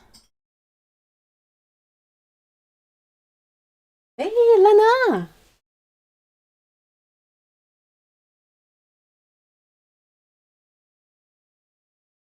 I'm streaming earlier, but I'm gonna have to end it in a few minutes, though.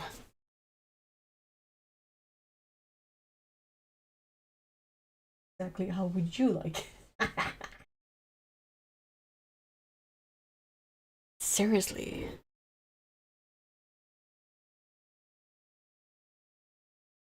You know what? I'm looking at this mix here, and usually neutralish yellows and magenta, they kind of mix a bit of a lackluster orange, but I think we're doing quite good here. I don't think that's too bad.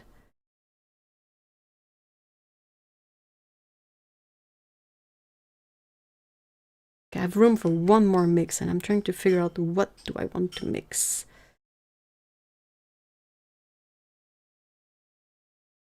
I'm gonna try the burnt sienna and the cobalt sea blue.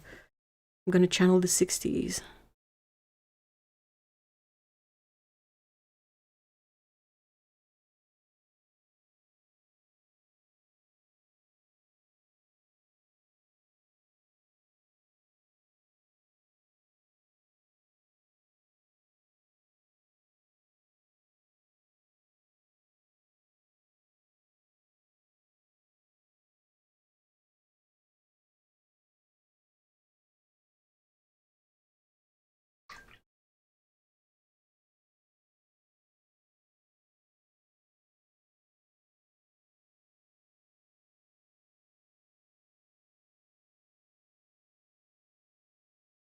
Yes, the first one in the glass. And let me know when you've seen the latest one. I haven't. It kind of does, right? But I don't know why. It might just be because you can sort of group some of these colors in combinations that are quite retro.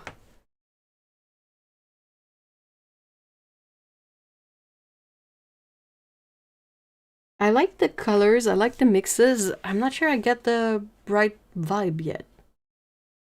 You know what I mean? Perhaps it's like the nighttime palette and I would have to actually like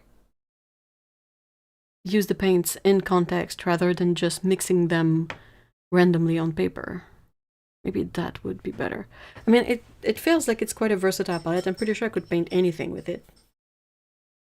But yeah, perhaps a bit more context and constraints would help in this case.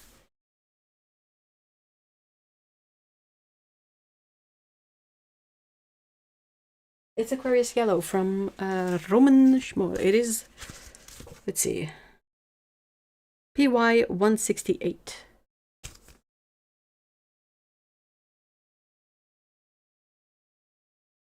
What did you think of the third one? I think it might be my favorite, so that's why I'm excited to. Such good movies. The latest one is excellent, also because Ben Wise. He's kind of. Yeah. I'll just say that. I'll say yeah. Aurora palette. Oh, that's not. Hmm. It's missing a really dark to contrast to have the, because you know, night sky, the backdrop of an aurora. So there's some potential here. But yeah. I'm more of a Poirot person. Oh, I'm a Sherlock person. I'm definitely a Benoit Blanc person. Just censored Amy Poirot. I mean, it's not even like a thing, unless it is, and I don't know. But it's usually Poirot. YouTube is definitely on something. I don't know what it is. I don't know where they found it, but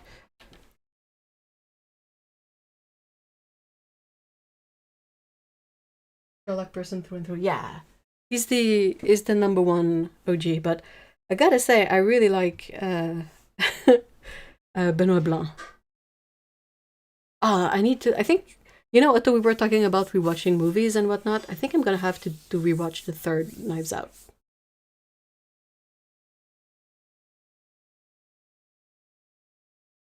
And his beautiful mustache should not be said. See, I'm not a. It's not a good selling point for me. I read a lot of Agatha Christie when I was a kid, and I really enjoyed it. But I've never really found an interpretation that didn't make me cringe a little. It's a bit like Watson in a lot of the Sherlock stuff. It seems to be much easier to get Sherlock right than to get Watson right, because some of those Watsons are very cringy. Who is Andrew Scott? Oh, Doctor Who. Okay. Hey, welcome back, Paulo. Just in time to wish you a good evening, and also to show you this really nice orange that I think you will like. It's been tried any rage quit. Oh no!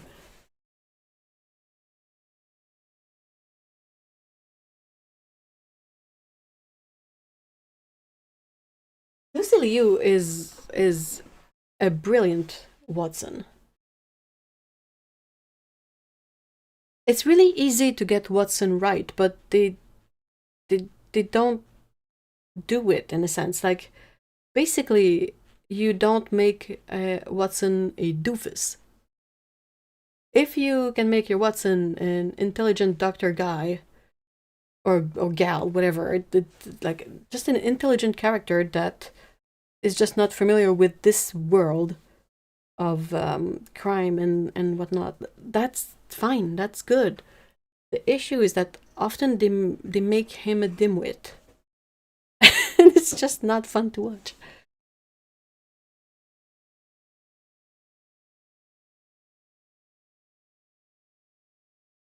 I do like that orange. Which one is it? It is the Aquarius orange. It's the one that, as of this chart, doesn't have a pigment code, but maybe it does now. I think Winsor & Newton also has it, but it's really, really nice. Like, transparent, punchy, mixes well. It has an 8. So it's supposed to be very light fast. And what else? They say semi-transparent, but I mean, where? Where's the opacity in it? It looks to be like fully... Is it me, or is transparency one of the most befuddling characteristic of paint readings? I don't know how they test for it, because like so many of these ratings often don't make sense. Oh, it's PO17, 107. I'll add that in. Good to know, good to know. It's not written in my chart, but it might be a bit 107. Might be a bit outdated. Like, I think it's an older one.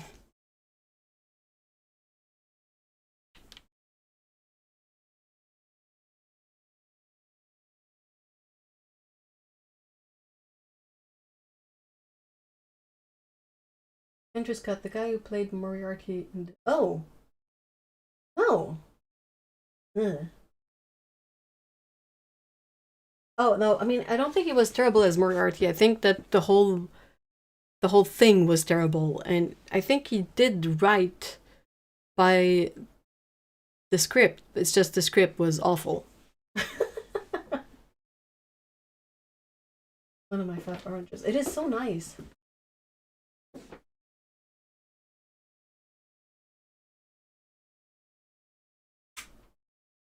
Disney with Supernatural.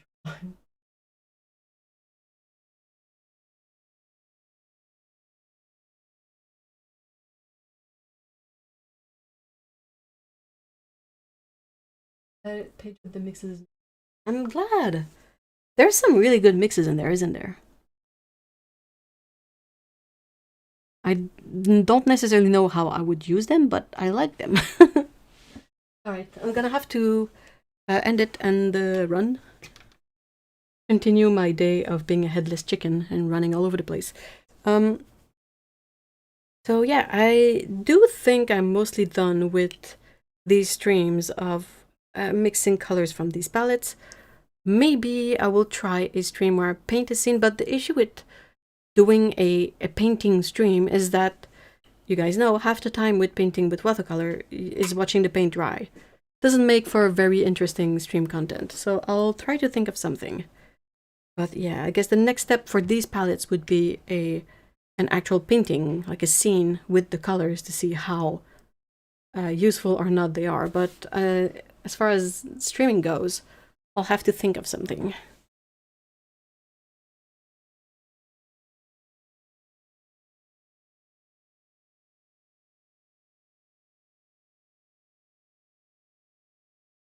Thank you so much, guys, for being here today, for popping in and saying hi. I hope you guys have a great weekend. If you are in one of the areas of North America that is hit with snowstorms and very cold, be careful. Be careful anyway, but, you know, cold is not something to underestimate, and the snow is also quite intense, so if there's a risk, make sure you have supplies to keep you warm, keep you fed, and hopefully it goes well. We will see each other on the Discord and the next stream, and on YouTube, and you know where to find me. It's not like I'm hiding. Anyway, have a great weekend, guys. See you all in the next one. And until then, take cake. Bye bye.